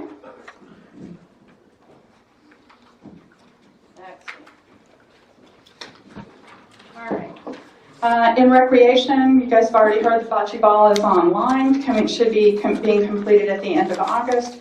The pool is looking great. I have to commend Charlie Brown for being one of the best project managers that we have. Is he here? He's not here, but you take that back to him. The poor guy is working himself to death. He's awesome. He's really he's doing that military thing and keeping us online with all of our projects and doing a great job. So if you see him out there, please say thank you to him. He's doing a great job of keeping us online. Let's see, next here. The other thing that Recreation is doing for us, and I really want to thank Stacy for being the one to just really push for this. I've heard it from a lot of people out in the community as our calendars haven't worked for us really well. And so between the voices that we heard from the community and Stacy, we're redoing all of our calendaring. And Stacy is helping us to repopulate that calendar right now with the help of Joseph over here. We've gotten all the plugins and they're working really diligently to get that online for us. So be patient with us. It'll be coming up soon, and hopefully it'll work really well for all of our members and everybody. Okay, so my question is that a calendar just for Recreation or for all things POA? All things POA. Yay. But be patient with us. We're bringing it up and trying to make it work better for you. So the other thing with the fitness center, they're closed this week for renovations and trying to do some great things over there to make the facility look better and beautiful and wonderful. At the same time, we're going to be meeting to work on their customer service issues and things that we've heard from them, and the staff has been wonderful to work with over there. And I want to thank them for delving down into how we can make that more service-oriented and customer service-centric. And I just really thank Stacy for working with me on that. Tennis, they're having their August 26th through the 30th. The tennis free, so be sure to do that. The tennis pro Bob Wagstaff is working on a plan to increase the revenue and usage of the tennis center, so I really thank him for that part of it. Let's see, bocce we already talked about. Grounds maintenance will begin renovation in the pocket park at the tennis center later this month. Good things there. RV park. The cover over the picnic tables was installed and it came in $5,000 under budget. Liz, yay! We always love that. Lakes, the dredging plan is underway for the lakes for Grenada and Estrella. Is it Estrella? I can never say those wonderful words. I'm breaking into the new language here. For 2019 and 20. The E. coli beach sampling was continuing for the season, and the values came in low, so that was great. I always like these values, the things you get to report on. It's wonderful. Golf. I always love golf. The rounds were increased for July. They're still a little bit behind, but they're working on it. I really have to give Tom and his staff a real kudo, because even though it's rained and rained and rained and rained, they've come up with wonderful ways to try to increase those rounds. They never give up. They've instituted awesome ideas like the summer shotguns and more tournaments and Sunday play. They never give up. There's always something. They're trying new and wonderful ways to get people out to play. And I can attest that they're doing that. I never see my husband. He's always out on the golf course. They constantly work with that. The other thing that you're going to see, and Leslie talked about it a little bit, our sponsorship package. We're meeting with Gadati on Tuesday to talk about that. We will be out there trying to sell sponsorships. We have a 100,000 plus goal on that one, and we will be hitting the streets in late August and September to try to do that. So when you see us out there, if you have any ideas of people that we can go and talk to, please let us know. We'd be more than happy to hear from you on that, so let us know. Golf agronomy, my buddy over there, Gary Myers, I really have to give a shout out to him. He has brought some wonderful people to play here with some incredible credentials. Bob Bays is that how you say his last name? Bays? The new assistant superintendent for Balboa Golf Course. Incredible credentials from Eastern Kentucky University. And then he brought some wonderful people from Bob Golombeski, I can't even say that last name, to come and look, and Dr. Raymond Schneider, to come and really look at our courses and try to really look at the plant pathologies and the turf issues over the last couple of weeks to really delve down into the issues with our courses and come up with some solutions and ideas for us. It's really wonderful. Always looking at how we can improve our courses. Tammy Jones, the golf course superintendent in DeSoto, has been accepted to attend the Bears Woman in golf for 2019. He's always looking at how to improve our staff, and I just really commend him for that. Then marketing. Pam, my little partner over here, has just really been wonderful to work with in our marketing committee. Before we go any further in that, I have to congratulate my marketing partner over here, Joseph. We have a new person in the family. Baby Henry is with us now, so congratulations on that one. We've been working with Gadati Communications to finish up a bunch of productions for us. We have a wonderful golf video that's going to be coming out. We have a golf rec card. We have brochures that are going to be coming out, and lots of ads for the fall. I'm almost finished. We're also working with the CMP subcommittee to get lots of information so that it'll help us roll out the new plans. We're interviewing for the marketing community marketing manager's position in the coming weeks. So lots and lots of great information and things to come in the future. And again, I can't thank Pam enough for the hard work that she's been doing with us to help us develop a great plan for the coming year. Yes. When you speak of Gadati, have you mentioned anything about what we're doing for our 50th anniversary? Yes. They've actually put forth a plan for working with the 50th anniversary. Will we see that as a board? Yes. When? Hopefully by September we'll have all of that in place. I've got a couple of questions.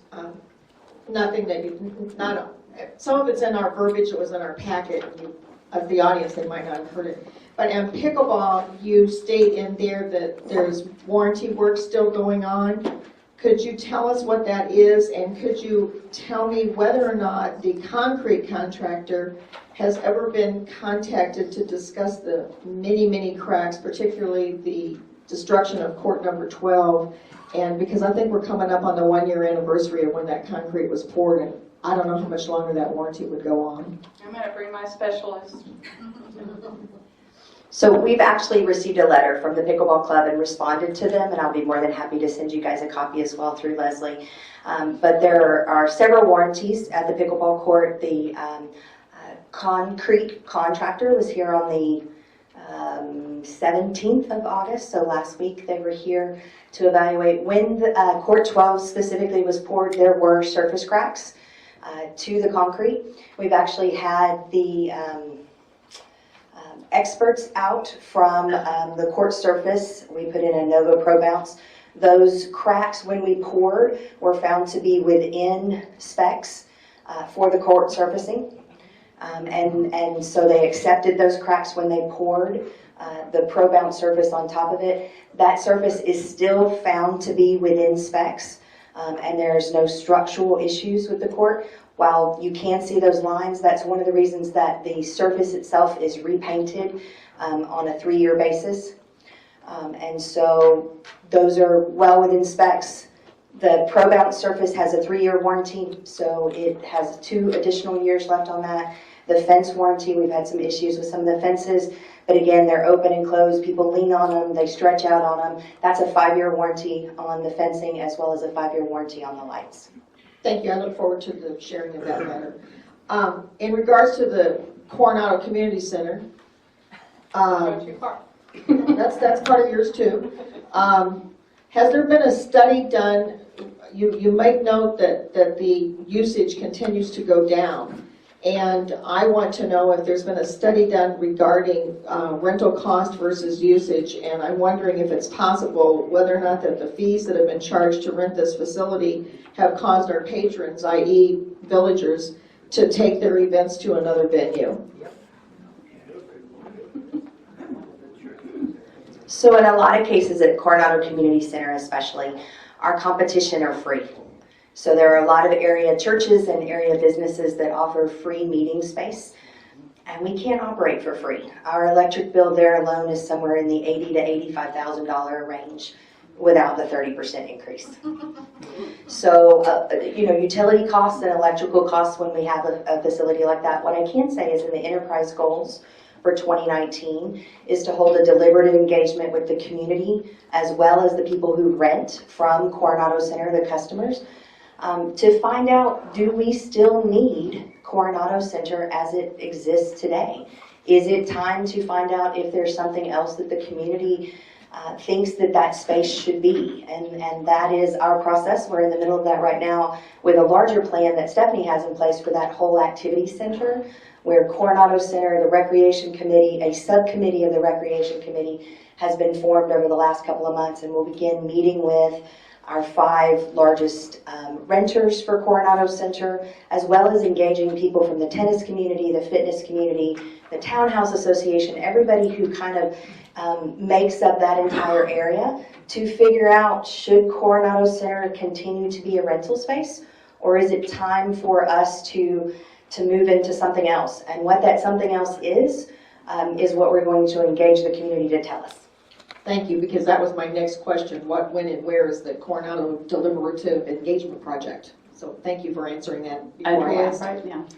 In addition to that, one of the things that I wanted to address that you brought up there is that our food and beverage staff is contacting a lot of local organizations and groups to re-engage them in the usage of our facilities for weddings, meetings, those types of things, in order to bring up our revenue services. Thank you.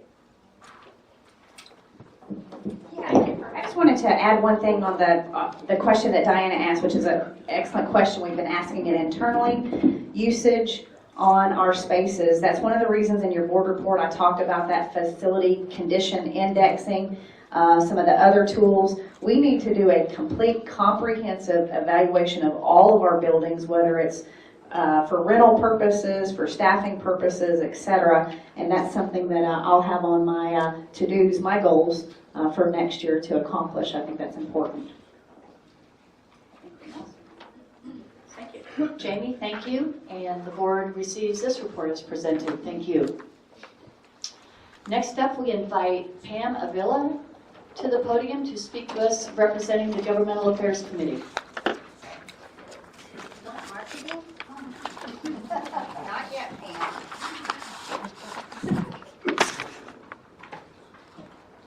Okay, this probably isn't nearly as interesting as everything else we've been listening to, but it's very, very important. Thank you. Sorry about that. Thanks, Leslie.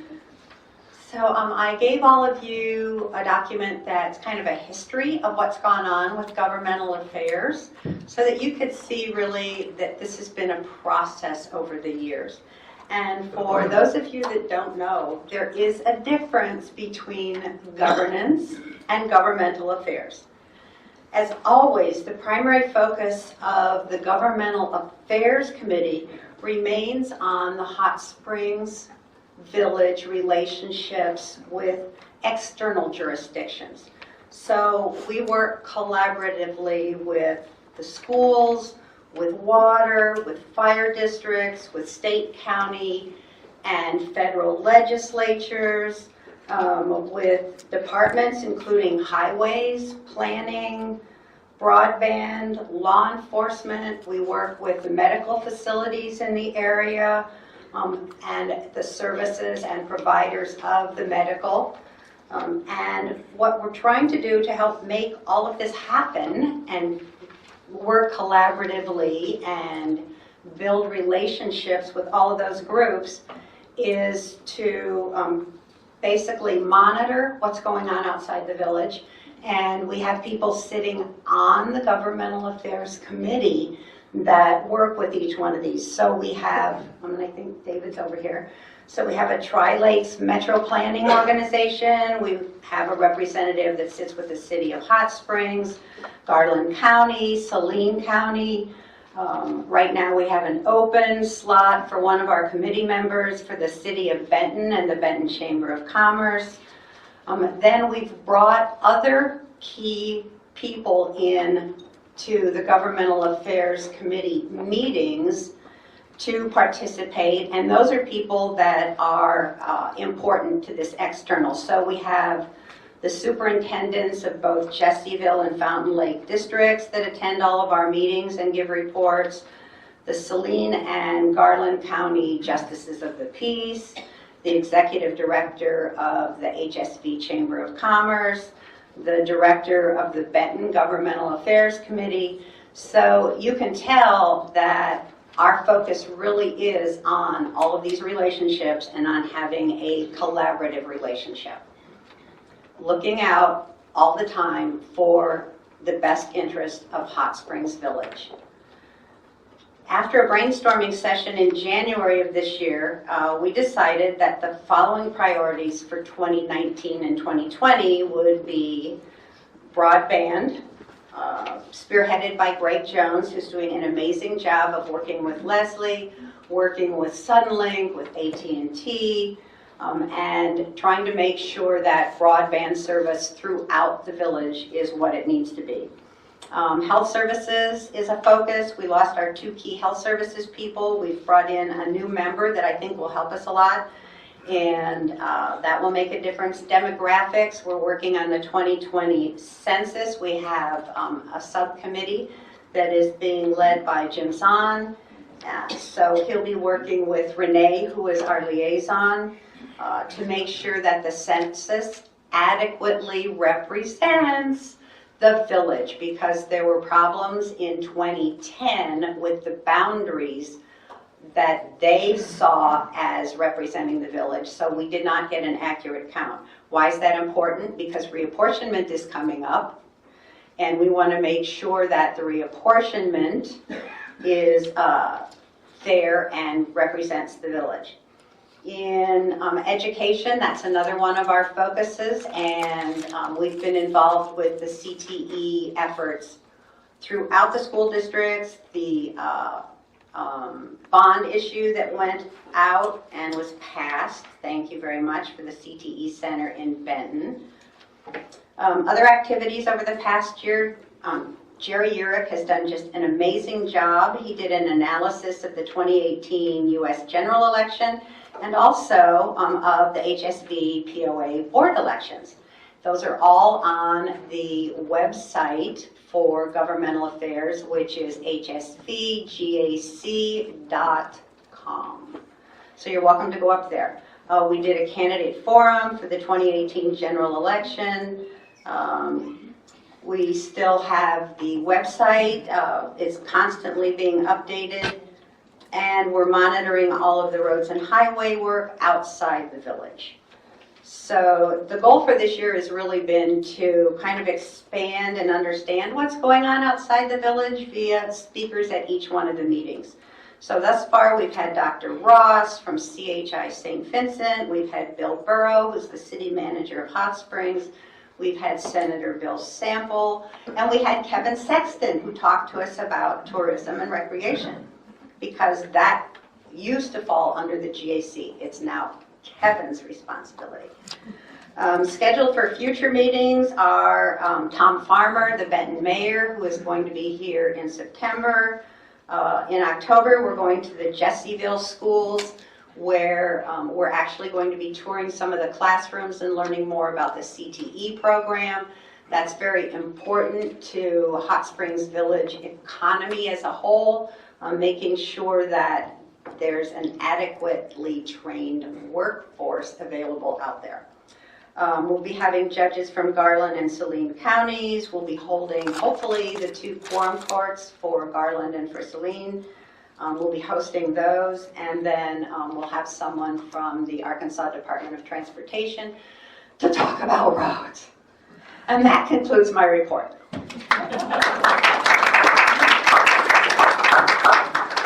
Thank you, Pam. That was very good. I want to ask one thing. Board members have asked me, are there things they should be attending, like the quorum court, which I believe is scheduled for March and maybe May next year? We're trying to schedule the Saline County Quorum Court, and Keith Keck is instrumental in helping get that going. And we're trying to schedule that for March. And we haven't heard yet from Garland County, because unless we feed them, they don't want to come. I would ask one thing. Yes. If we are getting a presentation or there is something that we feel the board member should at least know about and attend, if you can send out an email on that when something like that comes up so they can put it on their calendar. Happily. Thank you. Chair? Pam, thank you for sending the agenda to all the board members before your GAC meetings. I appreciate that, just to know what's going on there.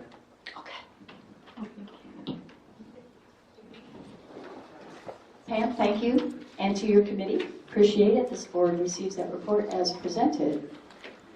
Next on the list is Law versus Policy from Chief Ricky Middleton. Welcome.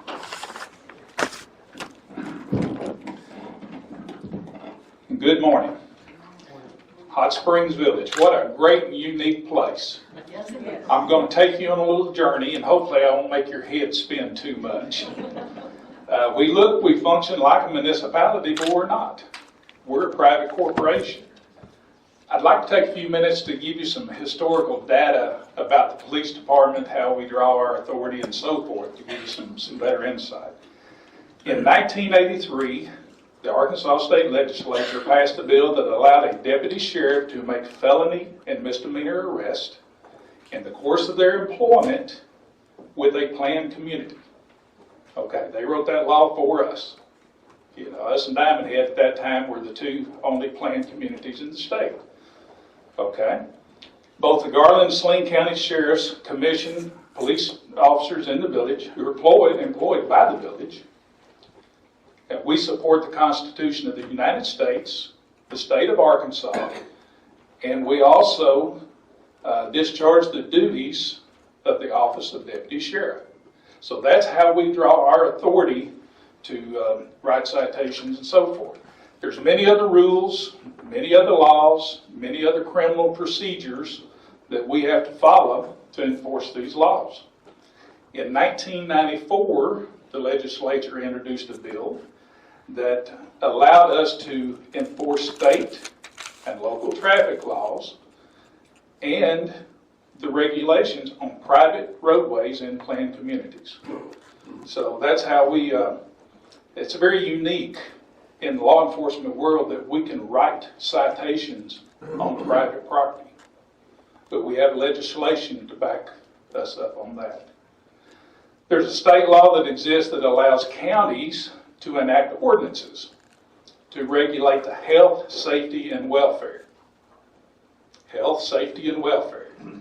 And both Garland and Saline County have enacted some ordinances that allow us to address those issues, such as no discharge of weapons inside the village, the exterior maintenance of property codes, and then the dog ordinances. These violations are handled through the district courts. They're unclassified misdemeanors, but that does give us some law enforcement authority in those areas. We enforce these by using verbal warnings, written warnings, Arkansas uniform citations, and then making physical arrest. That's the law enforcement side. Hot Springs Village Property Owners Association have the Declaration and Protective Covenants. The Compliance Division, which includes the Beach Patrol, was created to enforce the policies in these documents. And we may enforce them by verbal, written, monetary penalties, and suspension of enjoyment rights, including the gate privileges. So, policy, law, two different things. It's kind of like, and we'll take each one has their own path. So we have the law enforcement path, we have the ordinance path, we have a policy path, and then we may have another path over here that no violation exists. So when I get a call, and I'll use a tailgater as an example, we go out and we start investigating to see which path we're going to take. If it's a property owner who chooses not to use his card, that will be down the POA policy path. Okay? There's no laws, that's policy. So the compliance division will follow that up. Now, if they encounter there's a violation of law, it may cross back over into another path. Okay? So we get a lot of complaints about the gates, people tailgating, people without decals, service vendors coming in, and we still have a problem with GPS taking them to those unstaffed locations. And I don't know if we'll ever get that corrected. Now, just because they're coming through those gates, they're not violating the trespassing laws, okay, because they've been authorized by someone to come in. But we're seeing folks who want to get out of their vehicles and encounter these folks and challenge them at the gates because they're not authorized. Now, the person who is challenging these folks is violating a criminal law, disorderly conduct, or could be false imprisonment, depending on how they act. So we have to be very careful. And in today's society, it's just not safe to get out and encounter folks. So please, please don't do it. Let's talk about lakes. That's a big issue too. Buoys. Buoys are set by the POA. So we have to go through that process under the declaration, through the compliance division. Except, and everybody who hears me talk, I always say except because there's nothing that's cut and dry. So let's say a boat is coming out of a cove and he's violating the buoy and he passes within 100 foot of the shore. Now that is a state violation. So it may start out as a policy and it may turn into a policy and a state. Now, depending on where you're sitting and looking at the buoy, everyone tries to determine where that imaginary line is. And that complicates things for us. Also, if my officers do not witness the state violation, then we have to go through an affidavit process that says you know who the person was driving the boat, not just the description of the boat, because the judge won't charge a boat. He wants a person. Okay? So you have to be able to tell us who the person is, provide that in writing, and you have to become an expert on where that 100 foot of that waterway is. So it's very difficult. And if we don't have that, a judge will not issue a warrant. So it is a complicated issue. Okay? Beach Patrol, they're out there to ensure that property owners and guests have an enjoyable time at the beach, and also look for things like smoking on the beach, glasses on the beach, and so forth. Those are policies. Now, if someone begins to use foul language or become disorderly, then law enforcement steps in. So we're passing it off. We're taking that different path. Get a lot of questions about the gates. The gates, and we're getting resistance from property owners as well, because when you call the gate to authorize your guest in, they're going to ask you for your property owner number. We get a lot of resistance. That is for your protection, to verify that you are a property owner. Okay? And if when someone pulls up and they say, I'm just here to see the village, they're going to refer them to someone who will give them a tour. If they say, I want to cut through, they're going to deny them entry, and they're going to log it on a log, which they provide me. And now, sometimes at the West Gate, 7,000 cars in a 24-hour period. That's busy. That's busy. Sometimes we place our decals in positions that people cannot see them at the gates. They call us about people who run the gates. A lot of times that's the issue. But with that being said, of the arrests we have made this year in Hot Springs Village, 98% were property owners, renters, boyfriends, girlfriends, friends. They had a tie to the village. The other 2% I couldn't tell because the reports didn't reflect. So it's not people tearing our gates down to get in. That being said also, the village is still one of the safest communities anywhere in the area. And My closing statement is, if you have an issue, please call the police department. Do not take it upon yourself and let us investigate it. I'm not going to guarantee you we get the desired results that you're looking for, but we will follow it up to see which path it takes us down, and we'll try to resolve it.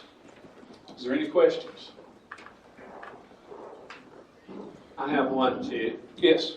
In some of these let's talk to the board meetings that we've had, a lot of questions come up about the gates. Sure. East gate, most of the time, has only one guard. Is that correct? Well, during the day there's two, and then a certain time period, especially the weekends, there's one. So yes. Is there any, I mean, what would you have to do to hire another one, or are we looking at anything like that? We would need more funding. I mean, if you'll provide me with the money, I can do lots of things. Okay. Well, just. You do that on purpose. Yes, ma'am.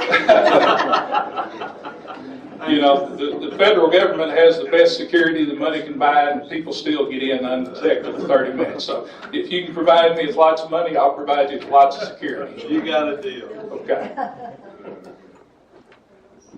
Chief, I have a couple of questions. Sure. The feedback that I get from the community tends to center around the two things you just mentioned. One is beach patrol, or beach behavior, and the second is the gate. So the beach patrol, can you describe for us how is the beach patrolled, how often, and has there been any adjustment to the beach patrol that resulted from our overactive July 4th experience? Well, the officers in their routine patrols, if there is such thing as a routine patrol, they go by and check the ramps and the beach. And then we have two beach patrol Is who are that a employed. police officer or Police compliance officers. officer? Police officers also check the ramps and the beaches. But then we have two beach patrol that work a varied shift. Okay. And then I have 2.5 compliance officers that have been working on property issues, and I hope you notice a change in the way the village has been cleaned up a little bit because of that. But recently we shifted their focus to the beaches and the ramps. Okay, so that's why you see the increased enforcement there. I pulled them from their regular duties to work on that. Okay, and then with regard to the gates, we're all hearing anecdotal stories of inconsistent approvals of letting people in through the gates, and the comment is back, we'll follow up on that. So can you characterize for us how often that's happening and what those conversations are with Allied Barton? What are you doing, working with them as our gate contractor to make the improvements that are necessary so that we're not as inconsistent as people are reporting? Well, there again, when we get those complaints, we follow up with, there's a site supervisor who supervises both gates, and we address our concerns with him, and he ensures us that he will get the problem fixed. We have had cases where their employees didn't work out and they were replaced, but for the most part they're very receptive because they want to provide a good service to us because they are contractors, and they want to maintain that relationship. So they are very receptive to what we give them. Chief, would you briefly go over the procedure that you follow at the gates when someone comes through without a sticker? Someone comes to the left lane instead of the right lane, and they want to go to the show, or a show, or they want to go to a garage sale, or they want to go to church, or they just Sure. briefly go over that procedure for me. Yes, we have a mechanism in place when they pull up and they say, I want to go to church. They will take a log them in, get their license plate number of their automobile, and note on there going to church, and they keep those paper logs. Same thing with yard sales, restaurants, banks, doctor's appointments. They log all those vehicles that come in, and they provide me with the logs. I will try to comfort you that we have very little problems out of those folks that are coming in for those services. Okay. Are they given any type of identification? They are. They're windshield? given, depending on where they're going, they're given a pass, but it has a special red star on it for a specific location. Okay. There again, here's where these paths get all twisted. If that star shows up at the beach, it may be that I met you at the restaurant, and you said, let's drive out to the beach, and I said, let's take my car. So I may show up with a red star, but you may be with me. So that's why we have to look into each incident to determine what the final outcome is. So if I got a special red star to go to a garage sale, and then I decide I'm gonna go to the beach, how would anybody know that at that point that I was here for the beach, or I mean, here for the garage sale, not the beach? We train our beach patrol that if a red star shows up, they should go and engage them and see if they're invited. Because like I say, just because they have the star, that does not mean they can't be invited. So they go engage them and ask them, are you a guest of a member?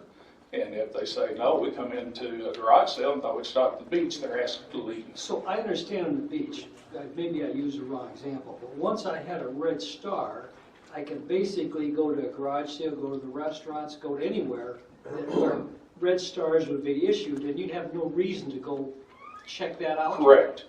Only if they're trying to use an amenity. Okay. And if they show up at a golf course or the natatorium, then they pay guest rates or they get turned away. Okay, so bottom line, do you feel there's anything this board can do with regard to establishing or modifying policies that would help you in both your law enforcement and compliance responsibilities do a better job? Well, I think we always need to review our policies, and we do that. Anything specific right now?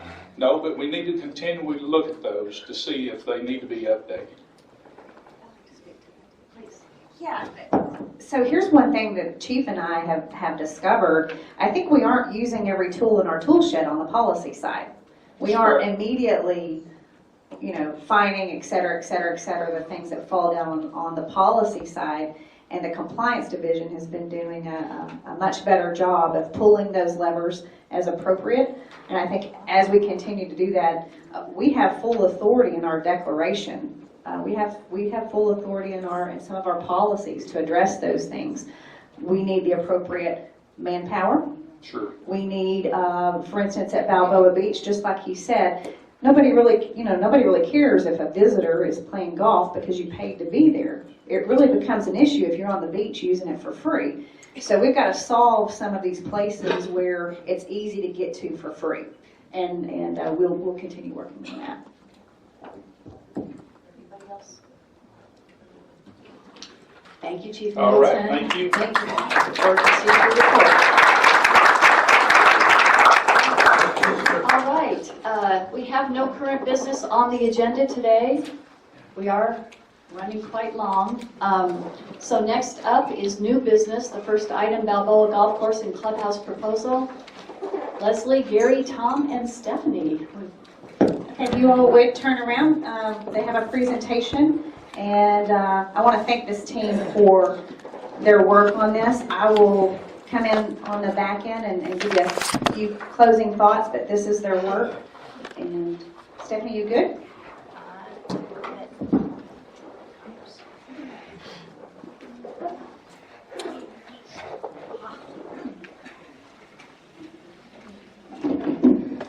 Okay. Well, thank you very much. We are excited to present this. We've been working on it for months and months, actually, and Gary especially. I'm going to start us off here, but we'll try not to make you dizzy, but we're going to hop between Gary and I. Primarily, Tom will jump in when he feels like we've missed a point or need to clarify something. And it is fairly long, so we'll ask you to hold your questions until the end because I think we'll probably cover most of the things that you might ask as we proceed. So, there we go. So just to jump in really quickly, so history-wise, the course was built in 1987. Everything there is original. There's really been no major renovations to that facility. We've been talking about renovation and deferring it, kicking it down the road since 2007. Many of the people here in the audience will remember some of those conversations from back then. The clubhouse opened a year later in 1988. It is approximately 21,000 square feet, which, just to give you a comparison, is about 8,000 square feet is what Cortez and Granada are, so that gives you a sense of just how large the clubhouse at Balboa is. The upstairs has been non-operational since 2013, and just like the golf course, there have really been no significant building improvements since inception. So Gary's going to jump over. Thank you, everybody. Yeah, so the problems with the Balboa Golf Course, some of them are pretty obvious, some of them that you may not see. The golf course is 32 years old and everything, and I mean everything, is in poor condition. Greens appear to be good, but they're contaminated with Bermuda, other grasses, and mutations. The drainage issues are throughout the course, including the greens. The bunkers are plagued with drainage, contamination, compaction issues. Tees are crowned and poorly aligned. The fairways and roughs are a combination of every grass, every weed out there available. And the cart paths, I think everybody would agree, are the worst condition of all of our golf courses. For the clubhouse, we've done a significant amount of investigative work since we started talking about presenting this. And so in 2018, we did an architectural, structural, and an engineering MPE evaluation that identified the deficiencies within the building, gave us some very good baseline places to start in a recommendation. We at the same time did an asbestos and hazardous materials survey. The good news there is there were no contaminants found, so that's positive in this presentation. The exterior EFIS system, if anybody's familiar with that, if you get water behind an EFIS wall, you're in big trouble. It's plagued with that. We have golf ball penetrations, we have vehicular penetrations. In some cases, the whole wall panels are bolted up there with big silver bolts. If you walk around the building, you'll see it. Significant damage there. The metal flashing around the rest are a problem. And then as well, many ADA deficiencies that would have to be corrected in the course of a renovation. The interior, obviously is pretty well gutted. If you've been upstairs at all, you'll know. No carpeting, the paint is poor, the windows have lost their seals. All of the mechanical plumbing systems need to be brought up to code. The fire alarm system needs to be replaced, and the clay tile roof is original and would require replacement at this time as well. Many leaks. Mike Sikora is sitting over there. He would be happy to tell you how much fun that is. Yeah. So this slide shows what the typical golf course lifespans of specific things are, and you can see that everything, and I mean everything, has outlived its typical lifespan.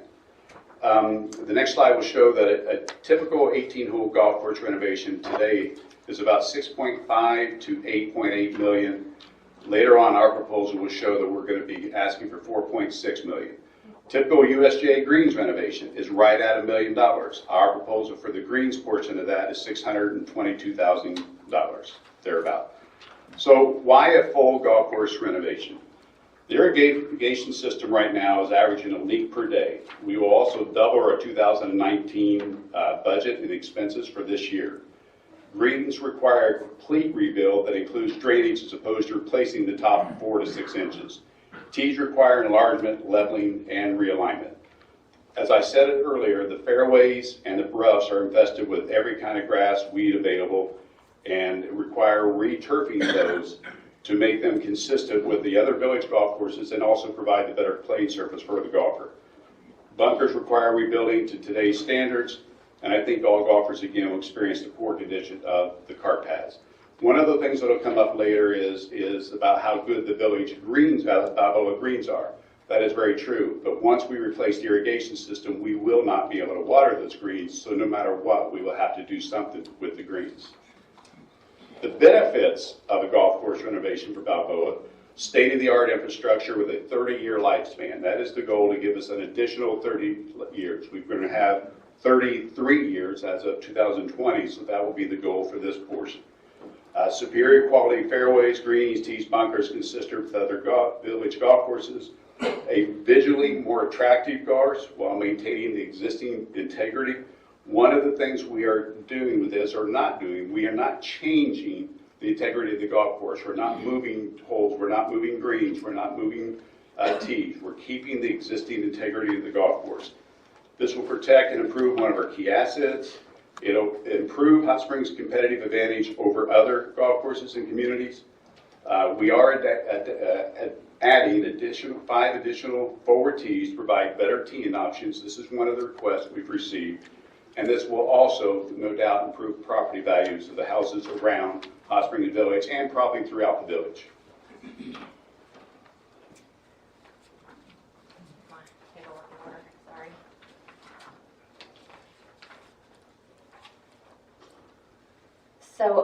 So a lot of work has happened, as I mentioned, over the last year or so, starting back in 2017 when we conducted our first survey of the golfers, really to get a sense of their feeling about the golf course.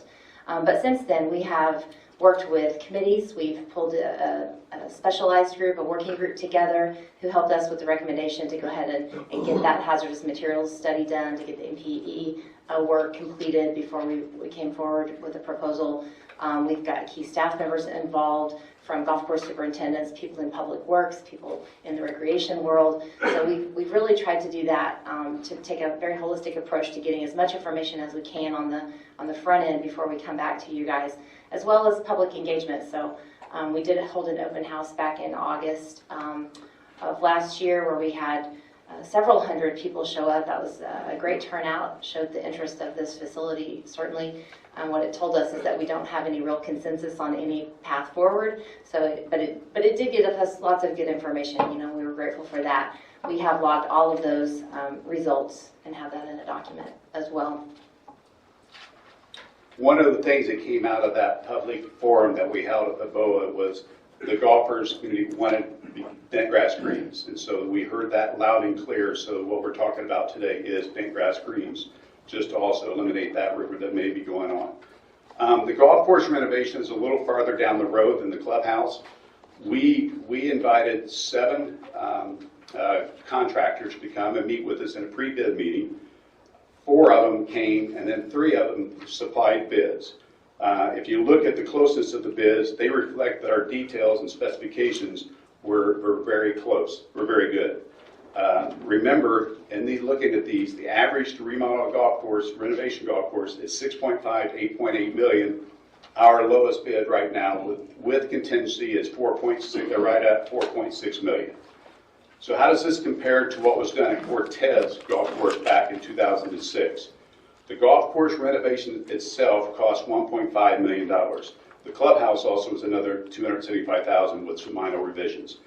The scope of the work that was completed in-house by a construction team that is no longer on staff was the irrigation system, some minor tee replacement modifications, some culvert replacements, minor drainage work, and bunker work. Now, what was done by an outside contractor was they cored out the greens 6 to 8 inches and reseeded, which that will usually get you 10 to 15 years. We're looking at 30 years, so that's why we're asking for the rebuilding of the greens. They did eradicate the grass and regrass all tees, fairways, and roughs. They overlaid the cart paths as opposed to replacing the cart paths. We've looked at that. The Balboa cart paths are not in the kind of condition where we can just go in and overlay them. There were trees removed in that course, and the trees were removed by a contractor, and the contractor actually paid for those trees. The timeline for that golf course, for the renovation and everything, was almost 2 years to the date. It was about 21 months. And these costs also does not include any of that in-house labor that was done by that construction team during that time.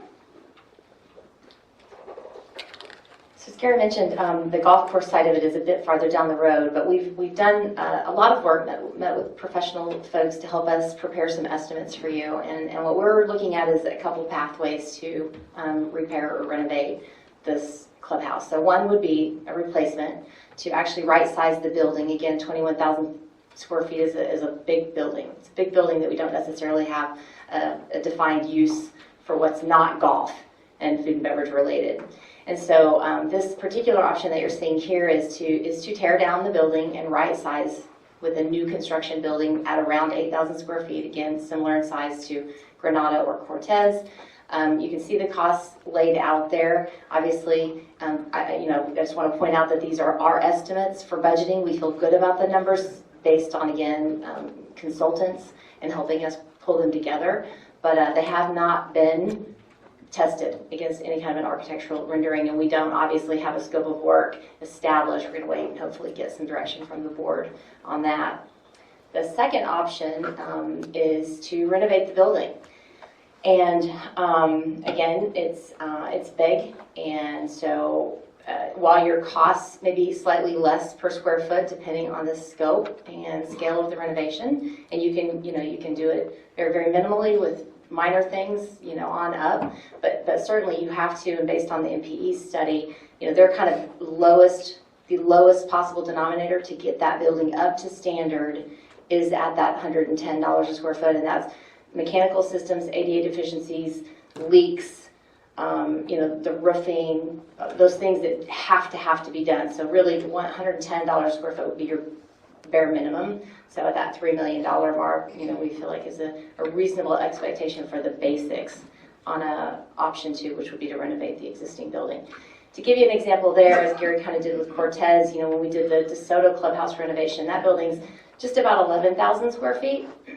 We spent about $2.2 million on that renovation. Very little work was done to the exterior of that building. In fact, almost none, other than the new decking that you saw on the back of the building. So pretty much all of that was interior work. Mechanical systems, again, were completely replaced. So heating, air, plumbing, electric, all of that. So it just gives you, again, a bit of a comparison to what we're looking at with Balboa. So we talked earlier in the meeting about some targeted marketing campaigns, and we feel like this is a good place for us to test that strategy. And so Balboa, specifically on that golf course, right now, and these are contiguous to the golf course, not one street away, but right on the golf course, there are 111 undeveloped lots today on that golf course. We believe that, again, it's somewhat of a long-term process, but to target our existing members who have already committed to their investment here, largely are paying their assessments, that in the long term, could generate new potential in the neighborhood of $200,000. Of those 111 undeveloped lots, 19 of them only have delinquent assessment balances. So most people are, they're committed, they're invested, they're committed, and it's really just a matter of timing and for us to figure out why they haven't chose yet to build here.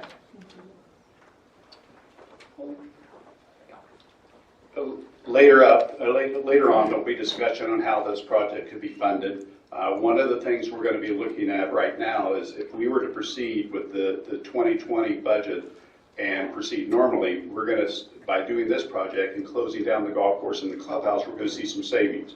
We're going to see a savings in the golf course maintenance operations of about $288,000, and that's due to the grow-in budget versus an operational budget.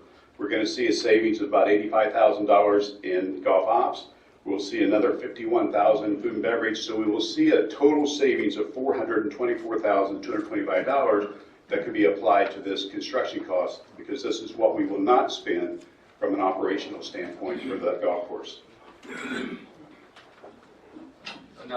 Another revenue potential as a result of the course renovation would recommend an increase in guest green fees. This increase would result in a 27% decrease in Balboa subsidy. This also reflects no increase in member rates or family rates. These golf rounds used for this recommendation were based on a 3-year average of guest play at the Balboa Club course. So the timeline going forward, specifically to the golf course renovation, Juan and I are currently working with the contractor that had the lowest bids, which is Heritage Links. They're a very qualified contractor, and looking at value engineering cost reductions that will not compromise quality, and that's a key part of it. We do not want to compromise the quality and cut corners on this project. Part of the timeline is why we're asking you to come into today with a little bit earlier request. We need to spray out the existing turf and eradicate all the weeds, grasses, everything are there, and we need to do that the first 2 weeks of October. We must do it while the grass is growing, and once we get past the 2 weeks in October, the grass will start to go dormant, and we will not get the eradication that we're looking for. And by doing this, this will help us in the spring that these grasses will not return. We would then begin renovation in December of 19. One of the keys for us to get the golf course ready on the opening of May of 2021, we need all Bermuda planted by July 1st. We use sprigs, and it takes 60 to 90 days, so we're looking at a 90-day grow-in period for the turf. The greens are a different story. The greens then we would turn around and seed in September, and that would give us an opening of May of 2021. So the clubhouse, while it feels like we might have a little extra time, it turns out that it's pretty tight scheduled as well. So we would be looking for a direction from the board in September next month on the renovation versus new construction. October, to give us some budget numbers with a not to exceed amount that we could use for our RFP submittals. And then, and you can see as it walks on down, and Leslie's going to talk a little bit more about those next steps. But basically, this timeline reflects a way for us to get the building designed, all of these gates for the board to approve, and then open to coincide with the golf course opening. And we're going to let Leslie talk next. Let me just pause for a moment. Could we give them a round of applause? It's not easy to come up here and do that. I think they did a phenomenal job. It's not easy when you're talking about making a big investment. And when you know that there are some who are on both sides or all sides of such a discussion. So I'm going to take the opportunity to talk about, I think what most people want to know. This sounds great, but how much does it cost us? So first I want to talk about our funding options available. Now this slide does not represent my recommendation. This slide is a menu of all of the options available to us. So top of the list, a surcharge on total golf rounds on all 8 courses. That has been done every time we have completed a renovation.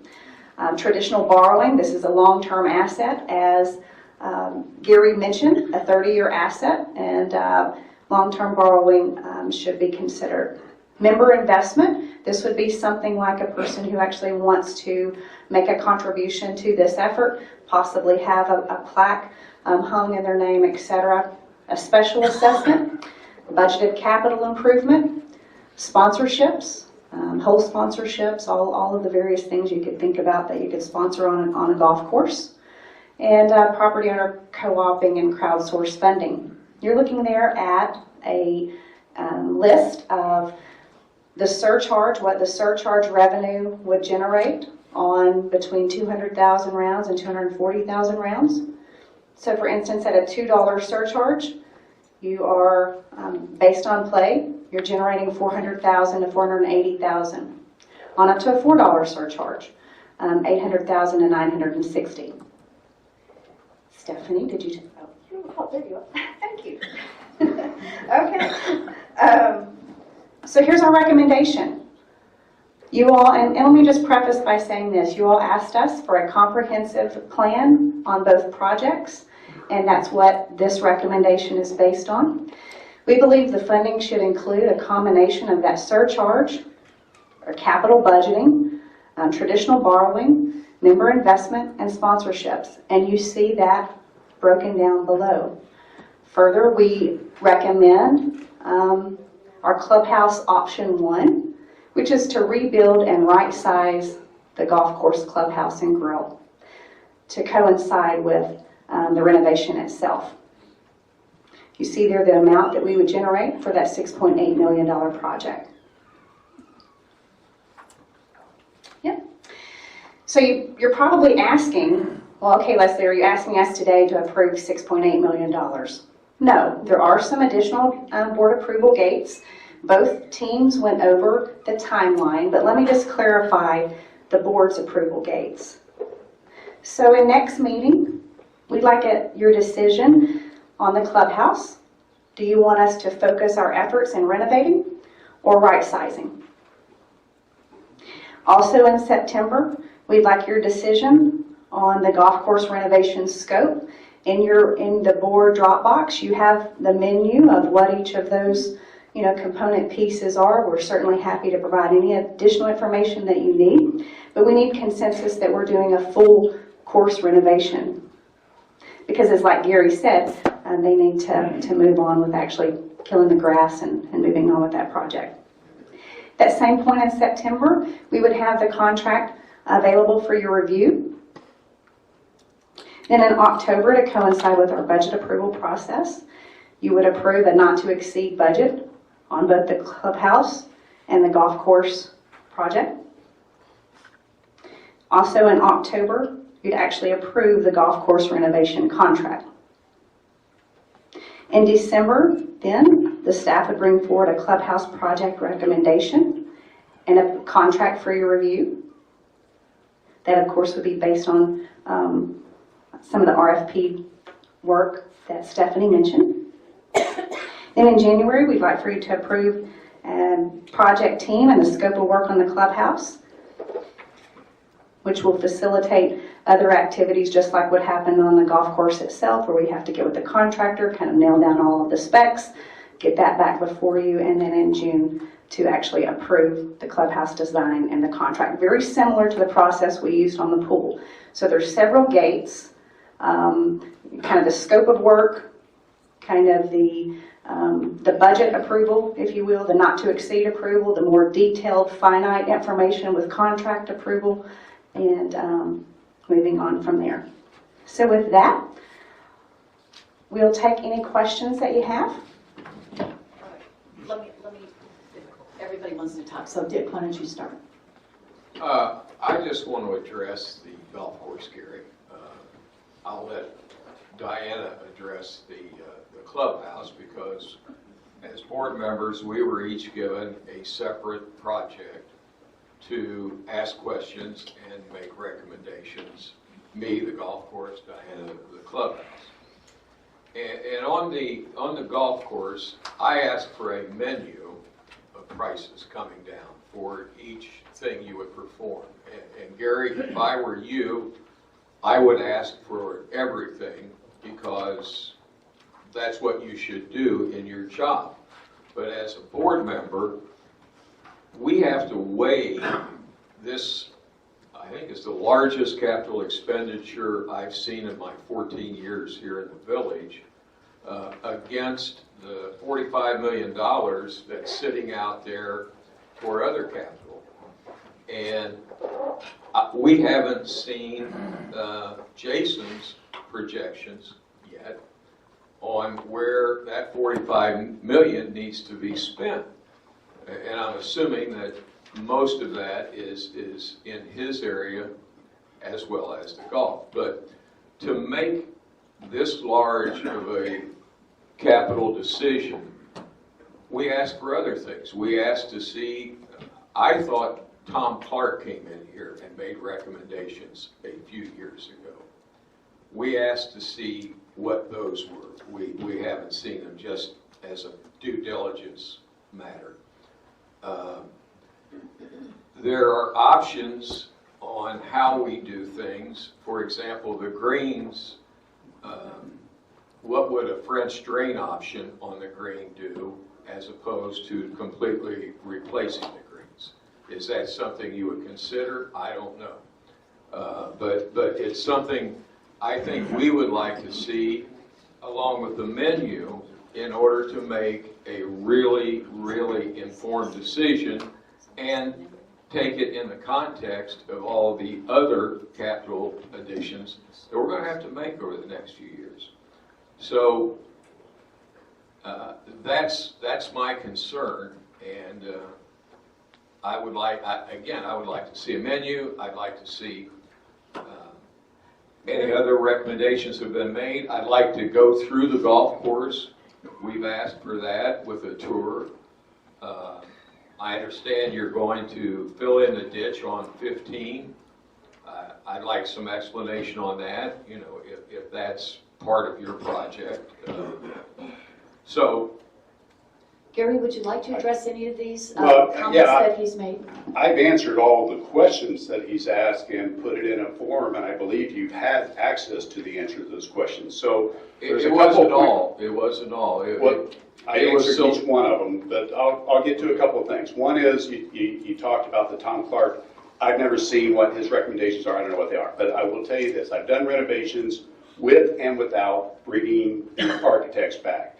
One of the things I am aware of, if you bring an architect in to make renovations, architects require a fee. So that fee will be included in whatever this project is. Also, if an architect wants to make any changes to the golf course because he sees things he did differently or wants to do differently, again, those costs also increase with going up. One of the things that's critical is greens. You bring in trees and a French drain. We put in French drains in fairways, roughs, those kind of places where it's not critical. Greens, there's very tight specifications put out by the USGA in order to give us the quality putting surface, because you're maintaining greens at a height of cut and doing things to greens that you don't normally do to grass. And so they have to be precise. So one of those options, a French drain, I'm not even sure, I've never heard of it, actually, to be quite frankly with you. I have a friend who was superintendent of 4 golf courses in Illinois who did that. Yeah, I've never seen it. I just never seen it. So what we're talking about, the two options is you either core out the greens 4 to 6 inches or 8 inches and remove that sand and that contaminated thatch, and then put in new greens mix and replant. That's what was done at Cortez. Cortez, in my estimation, will not last 30 years before you're going to have to redo those greens again. In fact, they're already struggling with a couple of the greens. One in particular, because a decision was made. They brought in new greens mix, but they ran out, and a decision was made to use the old greens mix and put in one of those greens, and that is our hardest green to maintain today. But I did answer your questions that are in that email, and it's my understanding is all those things. We also talked about, I understand the greens, and now everybody thinks the Balboa greens, and Juan does a phenomenal job with both Balboa and Coronado, and I made the statement the other day, I thought Coronado greens probably are the best big grass greens in the state. So that's my opinion. But the one thing that by replacing the irrigation system, we can't keep the greens alive. So no matter what, we still have to do something with the greens. What if you replace the irrigation system in the winter? We are replacing it essentially in the winter because we're starting December and we have to have everything in July, done by July, but we still won't be able to water the greens. And come April, May, March, those greens are just simply going to die without water. It's just a fact. There might be trying to mitigate things, we could do things, but I can surely, some greens are going to die. I'm positive on that. Well, you said, did you not, Gary, that when you select your contractor, you'll do some value engineering to look for opportunities to maybe, without compromising quality, reduce some of the expenses in the renovation? And we are, and that's right, one of the things saying. we are, and we are starting doing that. We're doing things like, give you an example, is they can pull in, we can put the lateral lines, HDPE pipe, they can pull it as opposed to trench, that's a cheaper option. There's a new irrigation system now, it's called a 2-wire system. We're going that way, that reduces cost, that reduces pipe sizing. We've taken out some of the things requested. I know there was a couple of comments about changing some pars. We've never had that. There was another fill in the ditch option that we are not doing on number 16. So there's certain things that we are looking at. Another thing is the bunker renovation portion of it.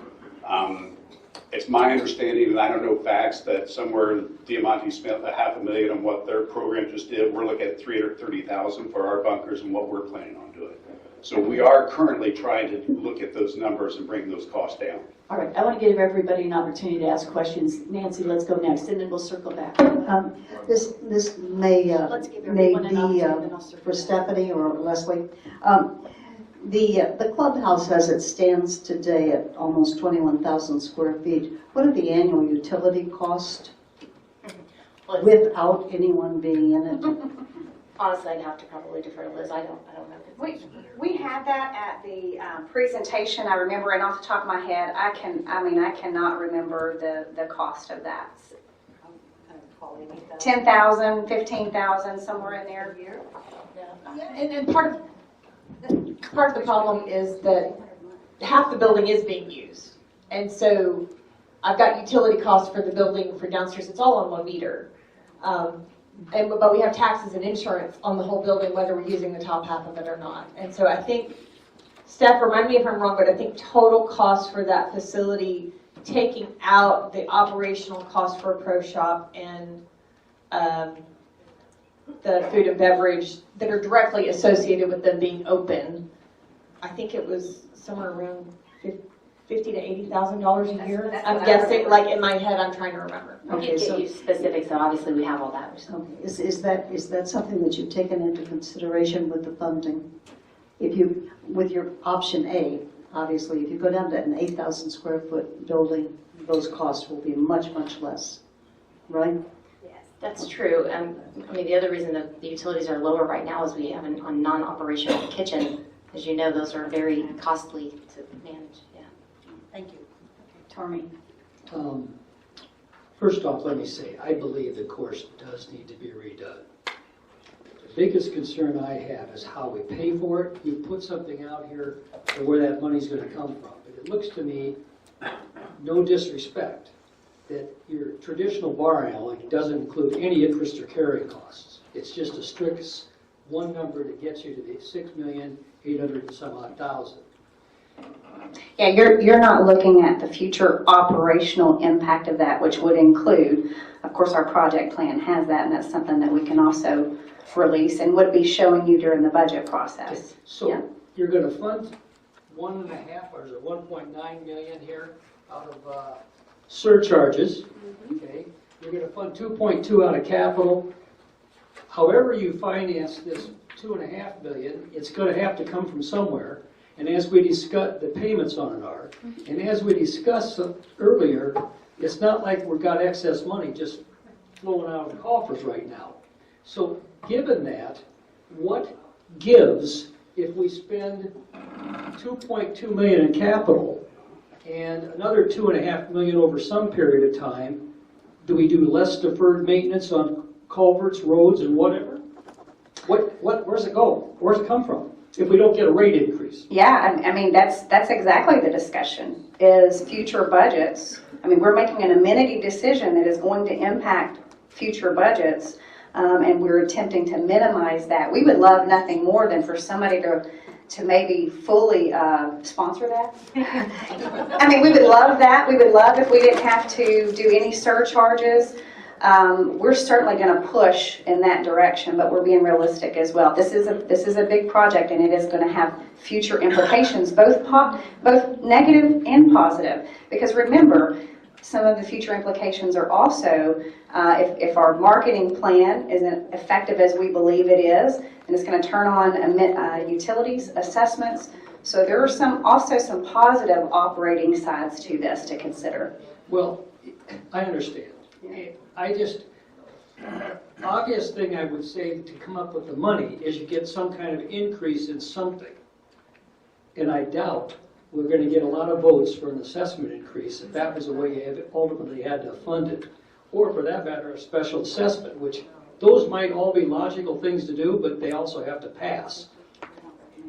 Yeah, that's why I know we're not recommending that, but that's why there's $2 million in surcharges there. You're right. Now, granted, that's based on a $2 surcharge. I mean, these are decisions that the board will need to make, right? If the board feels like it's more appropriate to increase that surcharge, that's a decision you all have to make. If you don't like the idea of borrowing, if you like the idea of a special assessment, those are your decisions.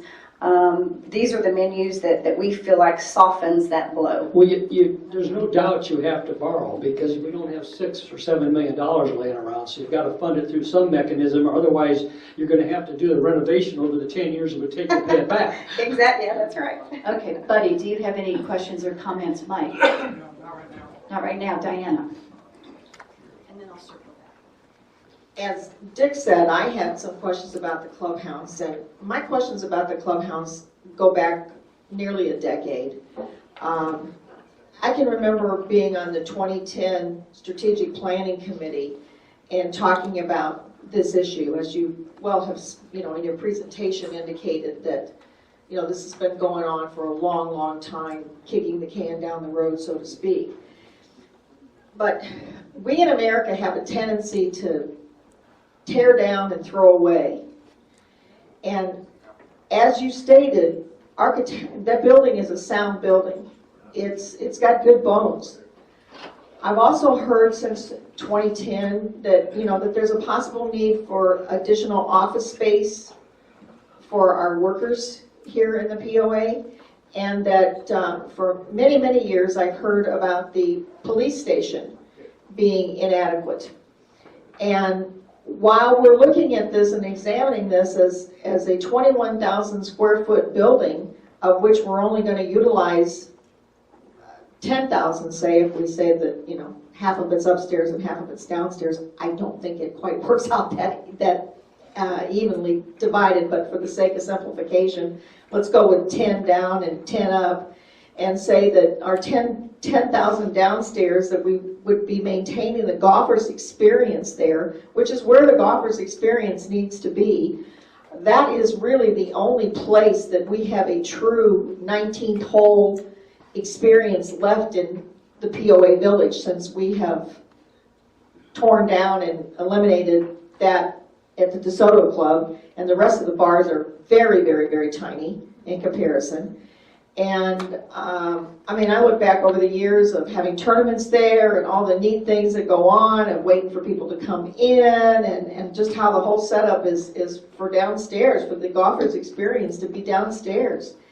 And I could see where that upstairs, I've been in there a lot, probably more than you'd think it would be, but Diana, without being rude and knowing... Okay, I'm trying to get to my point. I'm trying to get to my point. You're right, I'm rambling. I didn't write this down, and I have a tendency to do that when I don't have a prepared thing. I had asked for some kind of options to us in regards to just, not just to tear down or renovate as generally as you gave us, and getting into some details of if we renovated, what kind of cost would we actually go into? Would it be possible for the police department to be there with no lights or sirens until they hit Valeric? I hate to see this building go. So, thank you for that. Draw your attention back to, Stephanie did actually give you some estimate of renovation. That $110 per square foot item, and again, this is a decision the board, this is why we're asking you to give staff some direction. If you don't like our recommendation, if this building is important to whatever future vision the board has, then give us that direction, and we'll certainly put some effort into that. But don't forget that the minute we do any renovation on this building, we must bring it up to ADA code. All of our electrical and plumbing must be brought up to code. So this is not like we can just go in and throw some paint on it, as I'm sure you know. Just don't forget. That's why it's pretty expensive. It really, in my opinion, your decision is not a cost decision. Your decision is a long-term value decision. So hope that answers it. Yeah. Well, in a way it does, in a way it doesn't, because we still would be left, if we tear down the facility, we're still left with a police department that's inadequate and possibly not enough office space. And we've got a building that we could maybe move those things into. Yeah, I completely agree with that. We have several like that, as we know. Those are tough decisions, yeah. Okay, I had a couple of comments that I'd like to make, and then I'll take it back to Dick, and we'll circle around to make certain that everybody has opportunity to say all they need to. First of all, Gary, you said that a typical renovation went 6 point some to 8 point some million dollars, but yet this is estimated to be 4 point some million dollars. I don't have it right in front of me. So what makes our renovation so significantly less expensive than what you cited as typical? Because it would worry me that maybe there would be an underestimation or a budget overrun if we weren't careful. So can you clarify that for me a little? Some of those renovations probably, and I don't know specifically, include massive renovations to the golf course. For example, I just left a place where we destroyed everything and rebuilt the golf course from the ground up. So that would be one of those things. So since we're not changing the integrity, we're not changing greens, we're not changing the tee locations, we're not adding lake features, we're not doing those things, that is part of the reason why it's lower. Also, when we put together the specs, put together requirements, we were trying to look at it, trying to be fiscally responsible for this area, and we didn't ask for a lot of things, a lot of fluff things to increase those costs. So that's part of the reason. But so you're trying to give me comfort that this isn't a lowball estimate, that we will have to come back later and go, oh, we missed something. Absolutely not. This is a very good estimate. In fact, I know that I'm going to be able to shave off a little bit more on that, but this wouldn't be a case of coming back and saying we need more money. in that estimate of that 4.5, there's also a 7% contingency, and that comes right now at about $300,000. You know me, I'm very, I hold people accountable, and so for a contractor, we had the specifications, we'll have the contract. For a contractor to say, well, that's not in the contract, and come back, I need more money, that's going to have to be proven and shown that that is true. We don't just okay, yeah, we'll give you more money type thing. So, yeah, this is this isn't a low ball effort. So. And you've had experience working with each of these contractors? I have not, but I know they know me and my reputation, and around the country, and I know them and their reputation. When we went into this process, we went into it knowing that we wanted to select certain contractors to bid the job that we knew, whoever we get the low bid, we knew we were getting a quality product. And so that's why we know what's happening. But they have one of the best reputations in the country as far as building golf courses. Okay, my next They're question actually, is... the parent headquarters is in Little Rock, but the golf headquarters is in Texas. So. Okay, very good. Next question is for Leslie, but I don't know, did she... Right here. Oh, okay. You can run Hide. and hide. Okay, so with regard to the surcharge recommendation, if I'm looking at this correctly, the 1.9 million that would result from the $2 surcharge, when compared with the total $6.9 million project, would suggest that kind of a user fee rate of 30%. In other words, 70% of this will be picked up by all property owners and not just the golfers. Can you explain a little bit why you felt that was the proper recommendation to do the $2 surcharge as opposed to having the players of golf pick up more of the expense? Yes, but this is going to be a controversial statement. But We're going to have to deal with it. The truth is the truth. We used money previously that was designated for this golf course for another purpose. We don't feel like duplicating to the golfers and to the, in that case again is prudent. As I said though, we're all going to have to pay for it, whether we're paying for it long term through the borrowing. I mean, actually we will be all paying for it, or whether the golfers are, and those are decisions, and that's what my board report talked about.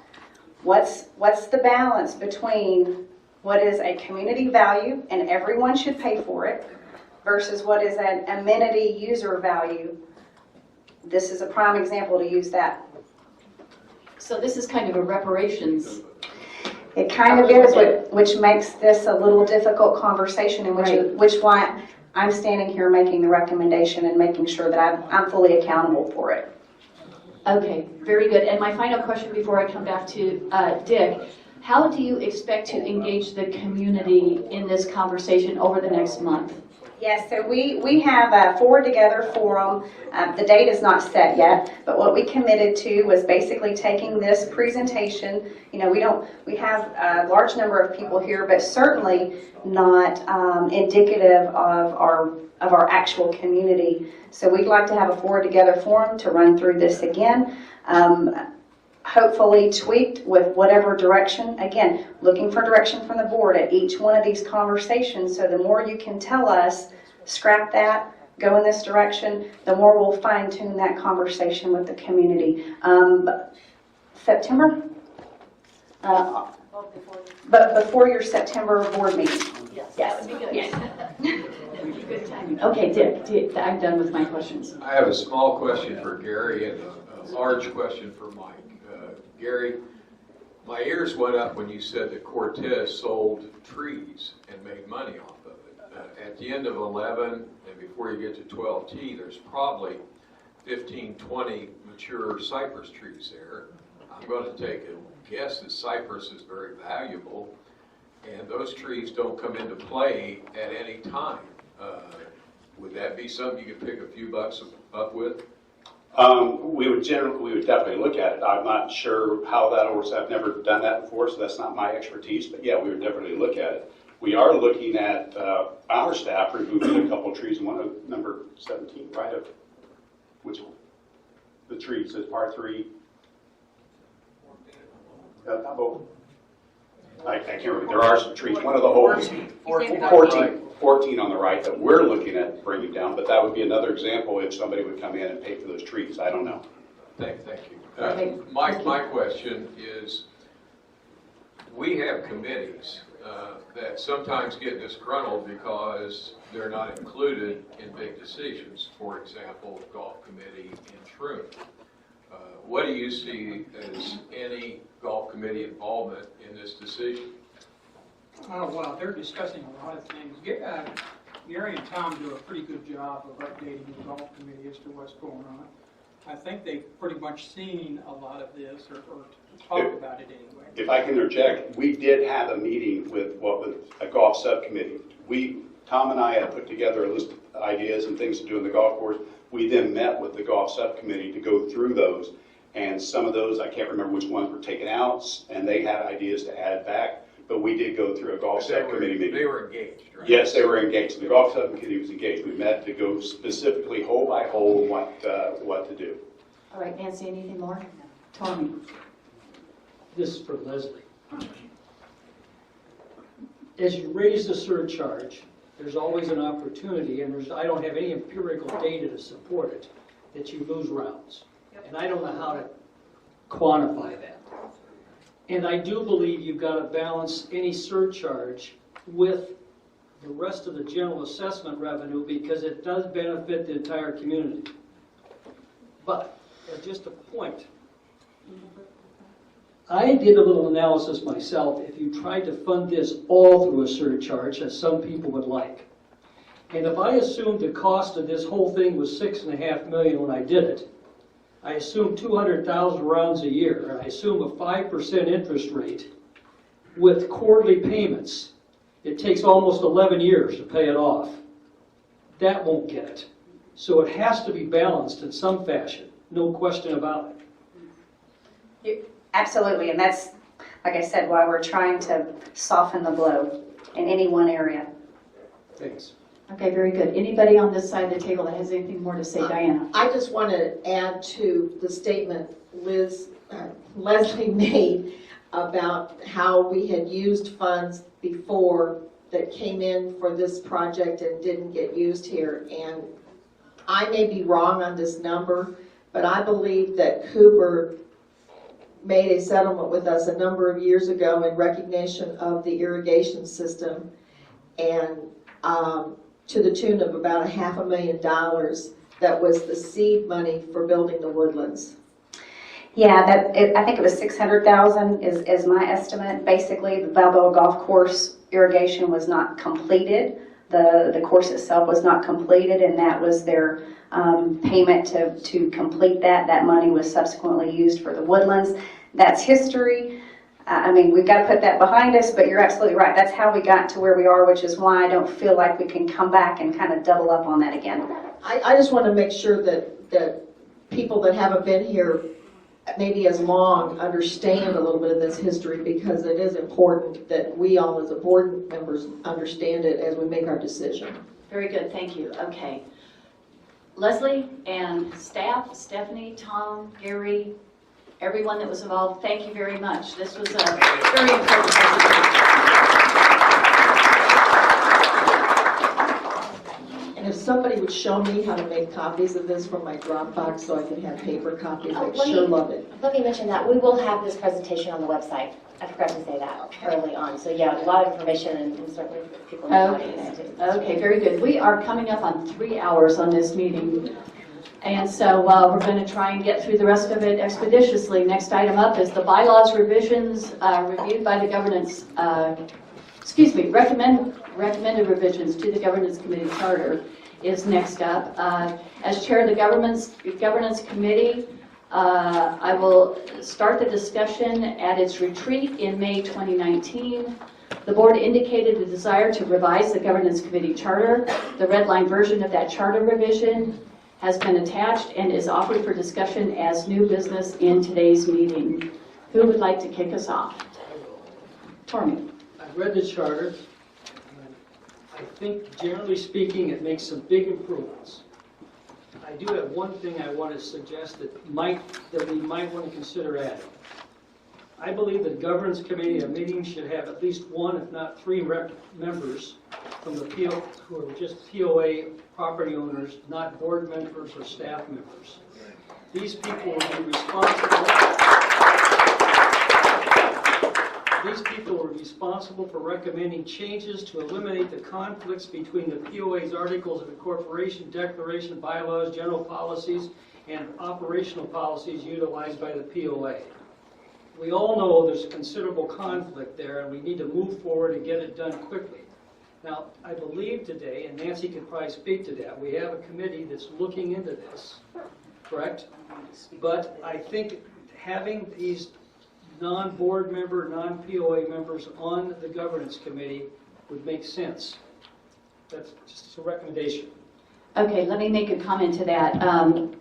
There is general consensus on the committee that we do want more property owner involvement in the governance committee. There's a couple of ways we've already started doing that. The first is the establishment of the ad hoc committee to review the governing documents to recommend back which of them need to be changed in response to the CCI ruling that was handed down last month.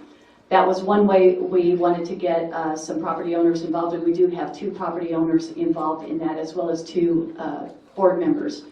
Just yesterday we met and we found another opportunity to engage property owners in governance committee responsibilities, and that is to invite Diana to participate with other property owners to examine our bylaws, our policies, our operational procedures as they relate to elections.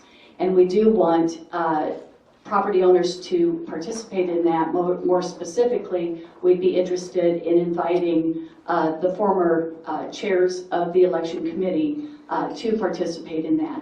We are actively looking for ways for property owners to become meaningfully engaged in the governance committee. There is at least one area of this charter, however, that requires fiduciaries to be responsible, and there's not an elegant way to dismiss a non-fiduciary property owner from those discussions at the governance level. So that's something, it's worthy comment, but it's a challenge, and we're actively looking at that. What is that area? Assisting in leadership effectiveness through the facilitation of an annual CEO performance review, an annual CEO contract review. That requires fiduciary participation. I believe that that should be the bailiwick of the entire board and not just a committee. Oh, it is. We're facilitating it. We're not doing it. I believe the entire board should handle it from the get-go. In fact, I believe that this governance committee should be structured just like the remainder of our committees, and that it should, I would go one step further than Tormy, and I believe that it should be made up entirely of non-board members.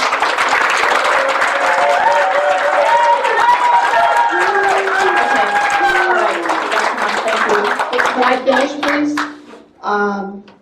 I believe that it should have a board liaison.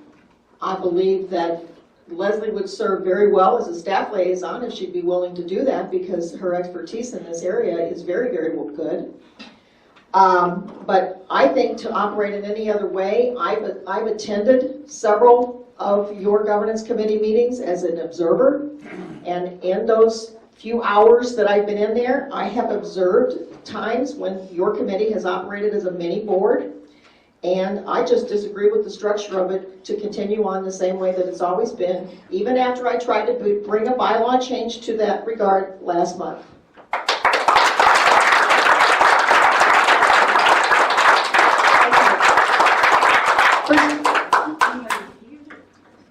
First of all, to the comment, there is a lot of rhetoric that says we operate as a mini board. I remind everyone that the fact is that we have no authority whatsoever. Governance committee has no authority whatsoever, and we need to recognize that. We don't. It's in the charter. We don't have any authority. So, please. Cindy, may I make a Yes. As stated, it's an advisory committee. The board, in turn, when this is presented, definitely needs to do its own due diligence. Anything in the governance committee charter that's going to be taken up for a vote next month certainly can be questioned, could be altered today possibly. but the board is responsible ultimately for passing any of this. It's not the governance committee. If you see something is missing here that you think the governance committee failed to put in there, that is your due diligence. You need to address that as a board. I need to address it as a board member. Thank you. Anybody else? I thought that that's what I was attempting to do in discussion, in discussing the charter, that I'm discussing my viewpoints of what the charter should consist of. You are. You're doing exactly the right thing. That's fine. Anybody else want to make a comment about the charter? I would just echo Diana's comments. Anybody else?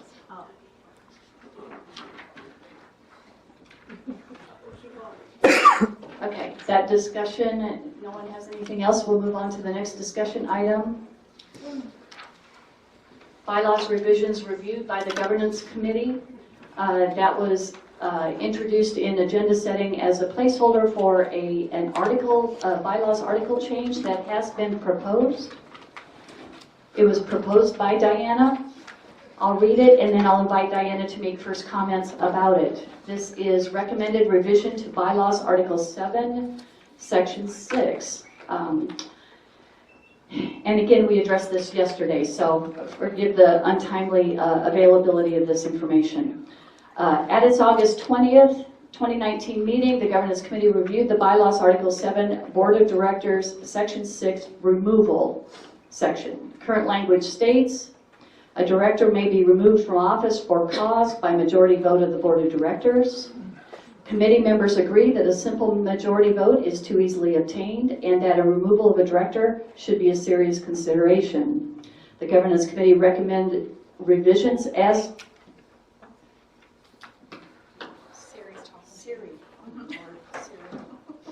The Governance Committee recommend revisions as noted on the attached red line version of Article 7, Section 6.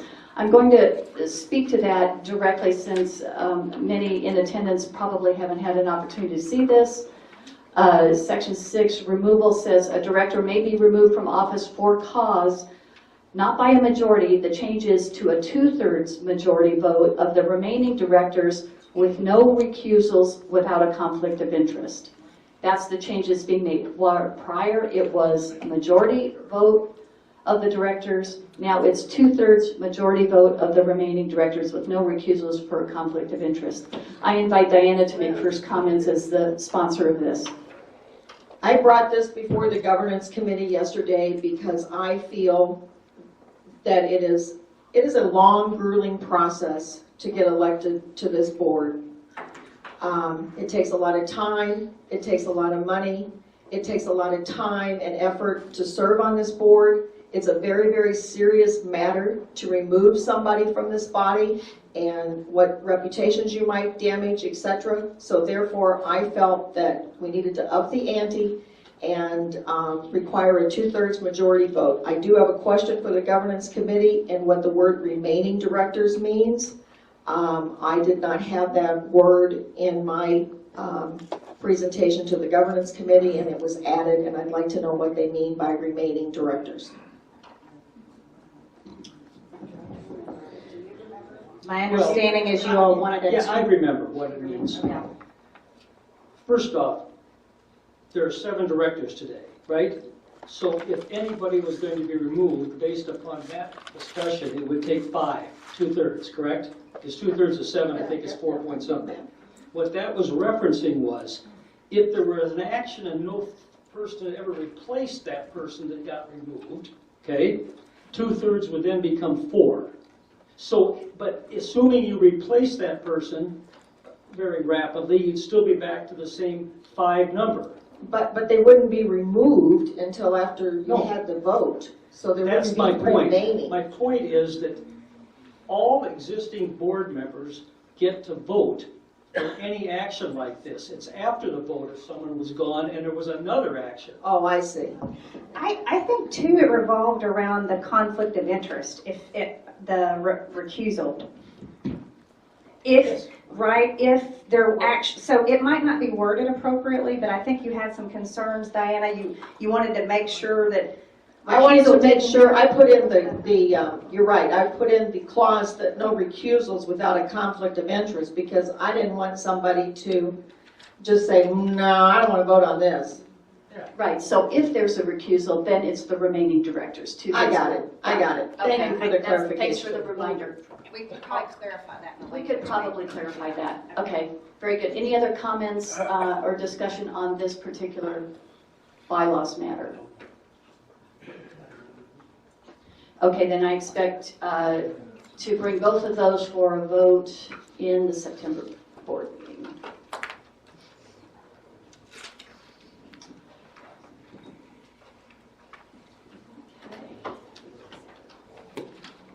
I'd love y'all for staying this long.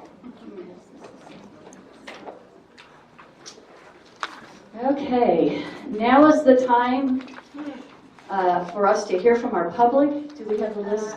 Did you have the closing prayer? Do you want me to do that? Sorry, I scratched off too early. It is not time yet. Sorry. I'll be very quick. I wanted to give an update on the Governing Documents Review Committee, the Ad Hoc Governing Documents Review Committee. I want to do a big shout out to Buddy Dixon, Kathy Maramontes, and Mike Nish for joining this. They have worked diligently. We've gone over every word, I think at least once, but the plan is to keep going back until we are satisfied that we've found everything that relates to the CCI lawsuit and ruling that is not in compliance in the bylaws and the policies.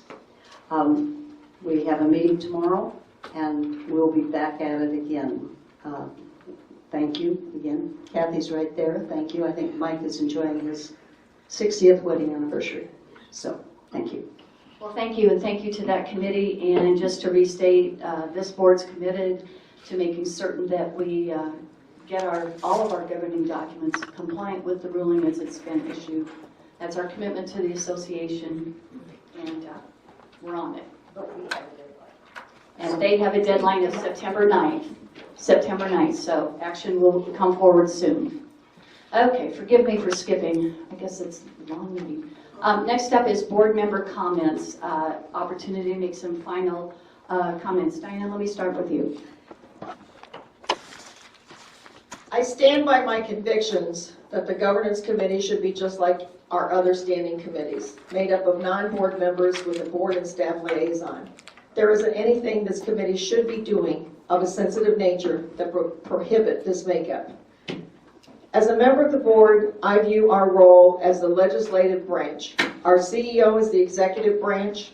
We are the governance committee, should be the Supreme Court. We are fast approaching our 50th anniversary, and we are a divided community. I had hoped to be able to bring some healing. I am finding that to be an impossible task due to the role to which I've been relegated.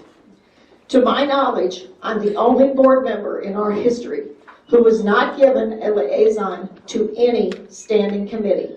Yes, I'm the chair of the audit committee, and I will help write the scope of the audit. And I appointed myself to the unofficial role of the Townhouse Association liaison. This is just something that I thought the community should be made aware of. As a multi-decade Cubs fan, I understand the wait till next year philosophy. However, we are facing a major decision in regards to the renovation of Balboa Golf Course and its clubhouse, and we're going to have to make that within the next 30 days. I would appreciate input from all property owners.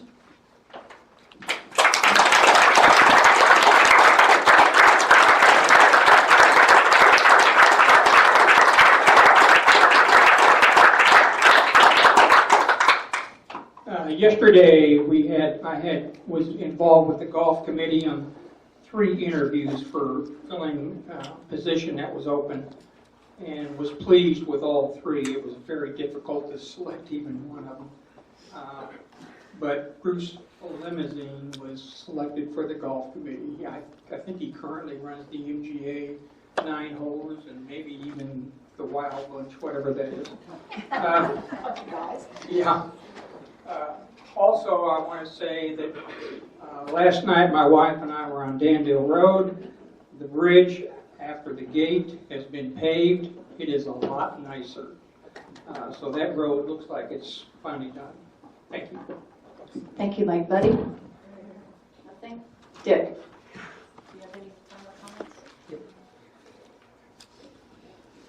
It hasn't been publicized for whatever reason, but I will be at the Let's Talk Saturday morning at 9 o'clock at DeSoto.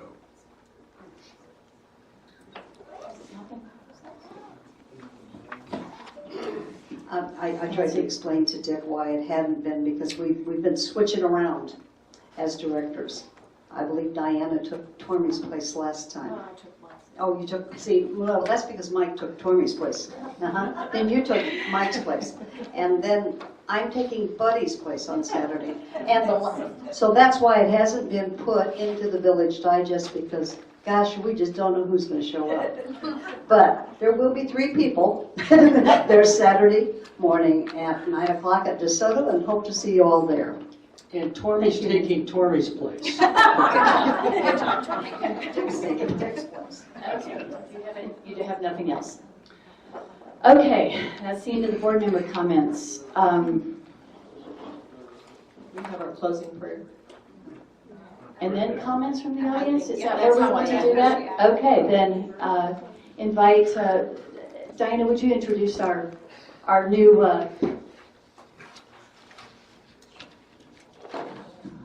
I am terrible with names, but this is the new minister from the Mountainside United Methodist Church, Doug Walker. Yay!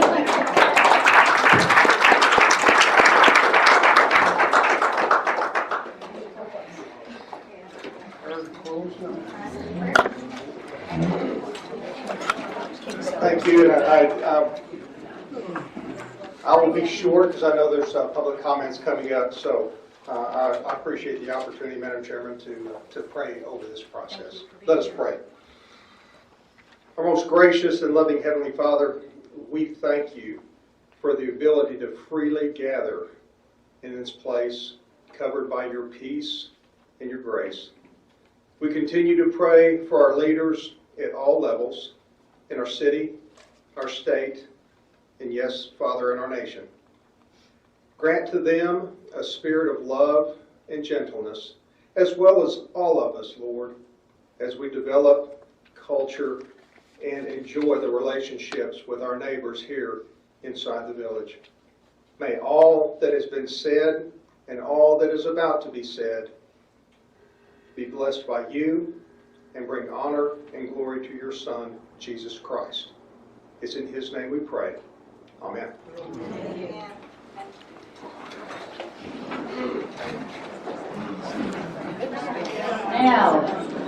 Now, forgive me for jumping ahead. Here we are. Okay, now is the time to hear from our public. We welcome your comments, which are very important to us. Note that all comments are limited to 3 minutes. Nancy will be monitoring that. Okay. May I? As a reminder, please go to the podium to comment. It is helpful for the board if you give us your name and address. Please address your remarks to the chair. Note that we will not be entering into dialogue at this time. The purpose of this agenda item is for you, the public, to inform us, the board, about your views. And I want to make an additional comment based on experience to date. I want to make certain that those comments are not derogatory to any individual, staff or board member, nor are they slanderous, because we've experienced both and those won't be tolerated from those going forward. If members of the public have factual questions, staff will be glad to address them. Please speak with the Executive Assistant Ella, who is seated to my left. We have 10 people who have signed up to address the board. We're going to do it for 30 minutes. If we're not done with the list at that time, I'll turn to the board and ask if they want to extend for another 30 minutes. All right, and if the majority of the board wants to extend for another 30 minutes, we will, but we'll start with 30 minutes. First person up, invite Melinda Noble. Her topic is life in the village. How does a person get to speak on something that has come up in this meeting that We were unaware of. that. Just I didn't- pass this back, just sign in at the bottom. Oh, That'd okay. be fine. Okay, I'm speechless. Honestly, I'm just speechless. I had what I wanted to say, and then I came into this. I understand that now, instead of a $1.2 million pool, we're looking at $8 million, which we're going to be spending almost immediately. I can't understand how we got ourselves to this position. I see where we're going to educate the public on an increase in a special assessment, so I'm sure that's going to mean more advertising and massive mail-outs, similar to how we educated the public on our declaration, which was voted on and not approved. You're going to have a hard time getting any sort of an increase in assessments or special assessment. I, for one, it wouldn't bother me if we doubled or if we tripled our assessments. My problem is the people that are spending the money. I don't have a problem with the money itself. I have a problem with the people that are spending the money and the way the money is being spent. You know, I'm just speechless. I don't know how this has happened to us. And I don't see anything changing. I don't see anything being done other than we're going to spend the money and we're going to hope it appears. And it's not going to, because the two-tier was forced through. That's a genie out of a bottle. About 70% of these lots do not have rooftops on them. So I understand, maybe it's not 70% anymore. But about 70% at one time did not have rooftops, so they pay half what we pay. So you have 30% of this village supporting basically 70% of the village to make up our 100%. It's never going to happen. You know, and once that genie got out of the bottle, it's never going back. There's never going to be a change of 70% will pay 50% of the assessment and 30% will pay the rest. So we're looking at, what, almost $7 million that we're going to have to figure out a way to pay for it, and it's not going to be approved for a vote as long as the same people are spending that money. That's all I have to say, but as an accountant, it is very concerning to me to see this situation, and it just continues on and on and on. Thank you, Melinda. Next up, Judy Weatherly, ideas with regard to gate security and pool. Good afternoon. I'm Judy Weatherly. I live at 32 Balboa Way. And yes, I had some ideas about the pool because I am assuming once the pool is built, it'll be more than just members getting to come in. We may be having non-members. And at that point, I think that they should be assessed to be able to be in the pool, like $10 per person of non-members to be allowed in our pool. This way, we don't have to carry all of the financial burden. This may help us out. As far as security, I felt good. The chief is still here. I have a layout of an idea of how to change our visitors' passes. They would be the same words on the visitor's pass, but they would be color-coded. You wouldn't have to worry about stars. If somebody's going to be in here for a yard sale, let's say it would be color yellow. And they would have all this stuff filled out, and they would only be here for so many hours, the hours that are yard sale hours. And all of our different people, like your officers, they would see a yellow ticket, and if it's at 8 o'clock at night, they know somebody's here that shouldn't be here. So I'm going to give that to you. I'm going to have to give it to you hand-drawn because my computer decided to go on vacation without me, and so everything's hand-drawn. I do have one other thing. I didn't have room to write on that little square. At the last Let's Talk, I found out that the chief needs 5 more police officers. Since then, I have found out that we do need some more FD also. And I had some ideas of how possibly we could do it. And it should be interesting to see how you all react to it. The corporate budget is very important. I don't care if it's a village like us or a corporation outside. And I am proposing that the board would do a 40% reduction on all salaries, bonuses, and compensations of packages. Now, I'm going to ask for some decorum here. Okay, top managers, and that reduction figure based on what I have seen of our current CEO's salary and using the low end of tier 18, we would bring in $392K. That's on the low end. And I know that it's varying prices for all of the salaries, but that could help bring in the type of PD, FD people we need to have in, very highly qualified. It would also cover giving raises to our wonderful POA staff. I love our staff. They are just great over there. But it would be nice for them to get a little bit more raise. And if we can still have some money left over somehow, it would help with some of our other projects. That's all I have to say. Thank you. Next up, I have Louis Mathis, who wants to speak about the yield sign at the West Gate.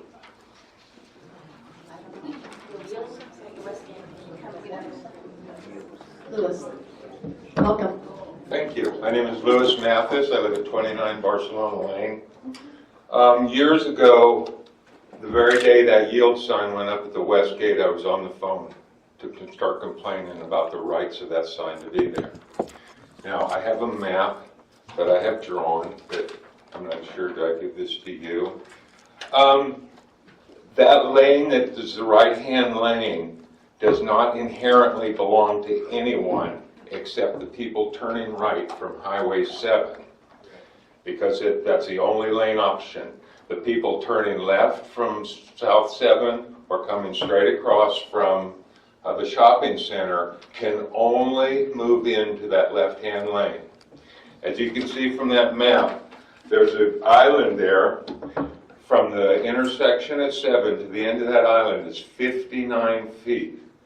Now, my understanding of the law says that a person traveling in that left-hand lane cannot move over into that right lane unless they have traveled 100 feet with their signal light continuously on before moving into that left-hand lane. What we have ended up creating at the front gate is people who turn left and cut immediately across that island into the right-hand lane, causing people turning right into the village to stop at about 33 feet off of that Highway 7. Now, we've got a yield sign that's 88 feet from Highway 7. Well, that's 12 feet short of the 100 feet that is permissible, the minimum for them to be able to move in it. Now, since that lane belongs to the people in the right-hand lane, there is no legal reason for that yield sign to be there, because it's my lane. Those people in the left-hand lane that are moving over have to check and make sure no one is in that lane, and they have to have signaled for 100 feet before they can move into that lane. I would like that situation addressed, and I would like to see our police department I don't know what kind of job they're doing, but I'd like to see that situation that is continuing to grow and is incessantly continuing to stop of the illegal lane changing at the front gate. Okay. I see maybe 1 in 20 people even turn on a signal to move into that right-hand lane. Yeah. That's against the law. It is unlawful. I have plenty of citations here. It is unlawful for any person to operate or drive any motor vehicle on public thoroughfare or private property in the state of Arkansas in violation of the following prohibited acts: improper or unsafe lane changes on public roadways. Again, you have to travel consistently 100 feet with your signal going continuously before you can move over a new lane. If you have something documented there, please just share it here and we'll make certain it gets to the right person. Okay. To address. That's all I Thank have you. to say. Thank you very much. Next up, I show James McGowan, Westgate Guard and House Band. James McGowan. How y'all doing? I appreciate y'all's good service, and I just moved to the village 2 years ago from Hot Springs, Arkansas. It's really nice to be here, sleep good, feel safe and everything like that. Yeah, it's a nice place, it really is. And I use the West Gate, more on Palacio Circle. and I could go through there about 3 times a day. And I was noticing that, and the chief noticed too, that there's a whole lot of traffic there, and 7,000 cars went through there, and it's hot. It was a really hot summer this time. And every time the guard shack employees have to try to check stickers or check a person in, they're subject to the ambient heat and the heat of these cars coming in also. And there's like 7,000 of them this time. And I was talking to a couple of them, he said the heat just comes right up under their legs and up through their head. But I was wondering, maybe we get a fan that would stand up over their head and just shoot that heat back down and out. Plus the fumes too, I think they'd be a lot healthier. Thank you. Anything else? I'd pay for the fan and y'all could pay for the installation if you can. It'd be my Christmas present. My Christmas present. Thank you. Thank you, Mr. McGowan.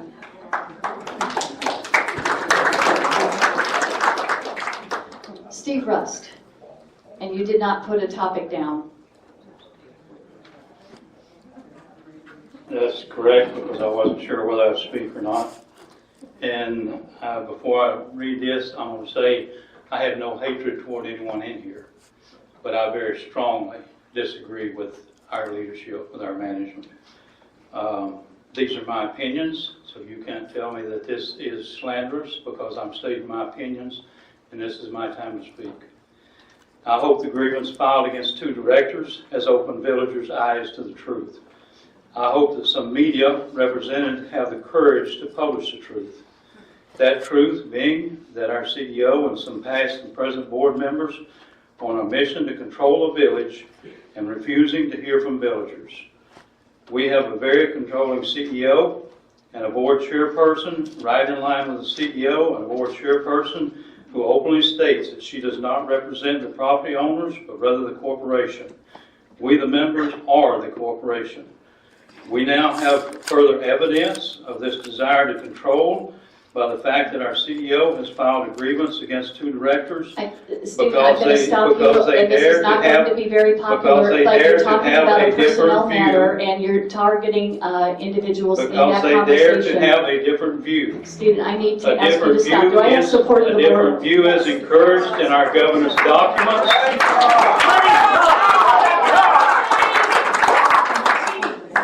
A difference of view is encouraged in our governance documents.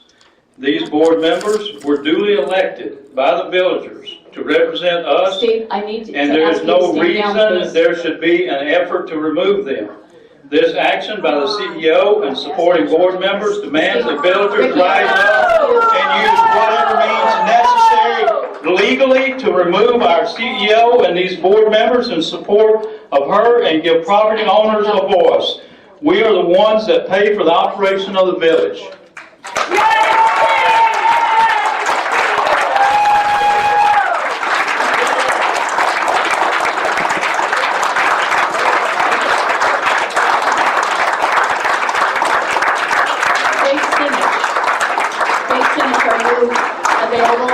Dave wants to speak to Gates and Security. Dave Sinich?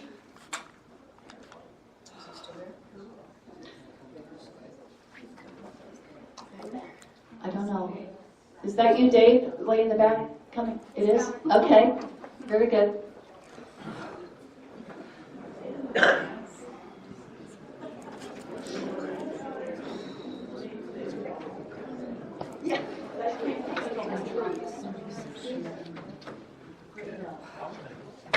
Thanks, Steve. That was great.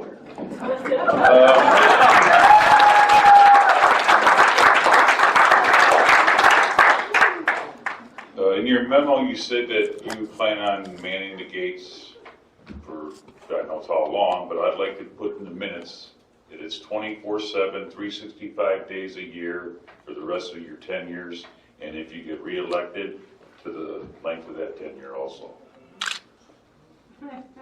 Thank you. Thank you.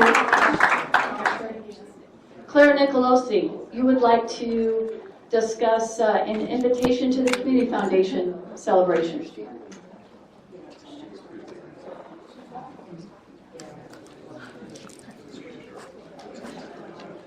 Yes, this is to address the board, and I have my community foundation hat on this afternoon. Yeah, this afternoon. We are getting ready to celebrate grants giving of over $35,000 to our local community and the organizations that help run it. And it's coming up on September 19th. And the reason I'm talking to you guys is you all got an invitation. Check. Okay, thank you. For those of you who haven't, check your spam. Maybe give us a call because we'd love to have you. Thank you so much. Thanks, Clara. Kurt Dinger, no topic.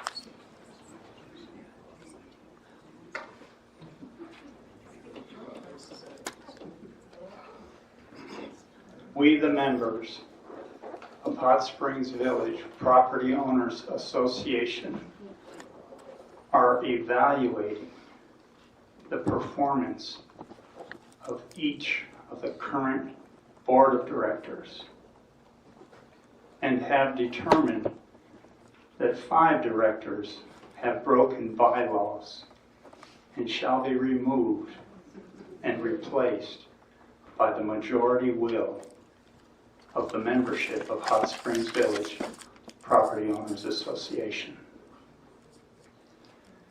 As we, the members who are opposed to the CMP and the illegal manner in which it was imposed, grow, we demand that the meetings be moved to the auditorium to accommodate the larger opposition group that you see here today. Thank you, Kurt. Mayor Garcia, wants to ask about a rumor. We're not going to be able to engage, so I'd we still can like follow to up speak. later. Yeah, I'd still like to say Sure. something. Oh, of course. I have Jerry Garcia, 30 Berlanga Circle. I have 3 things that made me happy today and one that has left me with a loss for words. I'm glad about the Renaissance Remax project. I appreciate the candor regarding the funds that had been for rehabilitating Balboa Golf Course and got used for something else, and I just appreciate that candor and honesty. The thing that leaves me at a loss for words is the rumor I heard, which I'm not going to talk about. You said you can't engage about that. But I would like to ask the board and the staff to recommit to finding common ground in the middle. We don't need more legal matters that cost us money, time, and effort and deepen our divide. We need to reduce the divide by finding common ground and finding ways to compromise and not dig in, trying to get our way, or refusing to listen to the other viewpoint. And it has to be civil, and there has to be an allowance for disagreement. Just because someone disagrees doesn't make them wrong. It doesn't mean they're attacking anyone. It's simply they want you to see a different viewpoint. And we've got to learn somehow, especially at the leadership level of board and staff, to please stop the strong-arming and legal efforts and find some common ground. Can't we? Aren't we adults? Let's find some common ground and go forward. I know that we want what's best for the village. We just have disagreement over how to get there. I don't know what else to say.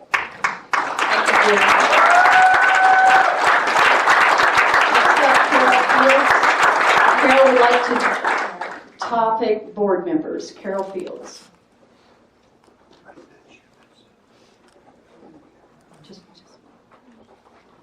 Oh, there she is. Don't call the cops on me. Yeah, I heard that rumor about a lawsuit also, and I really don't think that should go through against Dick Garrison and Diana Podowitz. They are only doing their job. They were voted in. They represent property owners. And it's another $10,000 or more expense that could be saved. Anything else? Yes, the other thing is I've been hearing talk of amenities, the cost, and subsidizing, surcharge. We need to keep the golf prices, green fees, and other costs down. It is the biggest draw in the village. That was what attracted my family here. And realize that Little Rock has closed 2 golf courses. And Little Rock has also been advertising golf specials, $19, $29, that includes green fees and carts. So they're trying to compete with us, and if you keep increasing our prices, you're not going to get that draw. The other thing is Balboa Golf Course. I know you've been planning this for a while, but all of a sudden, it's down to the line. September, all of a sudden, we're going to spend all this money. Why is it that we have to start it now?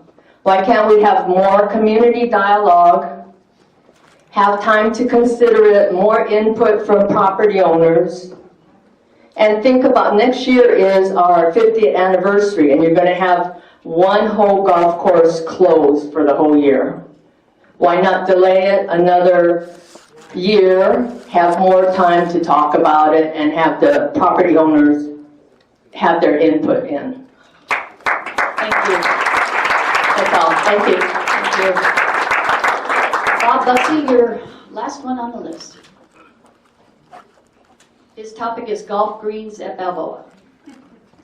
Bob Bussey, 184 Pizarro.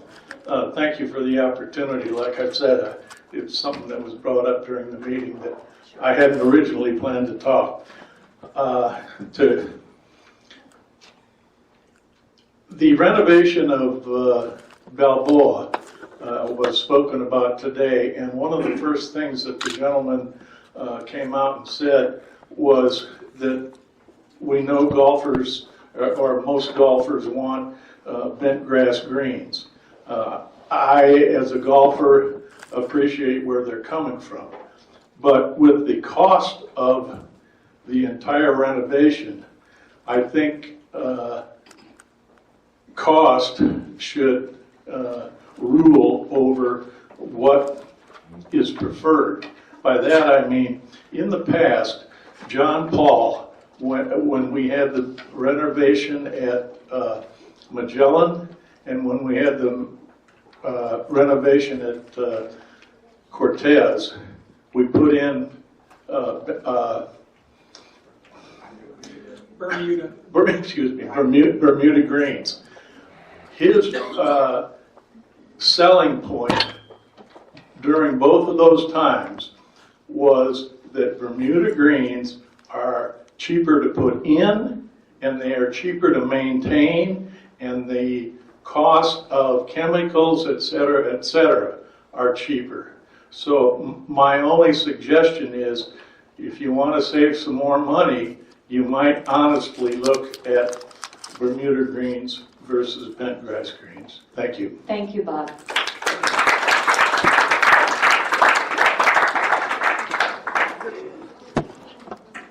At this point, I entertain a motion to adjourn. So made. Second. All in favor? Stand adjourned.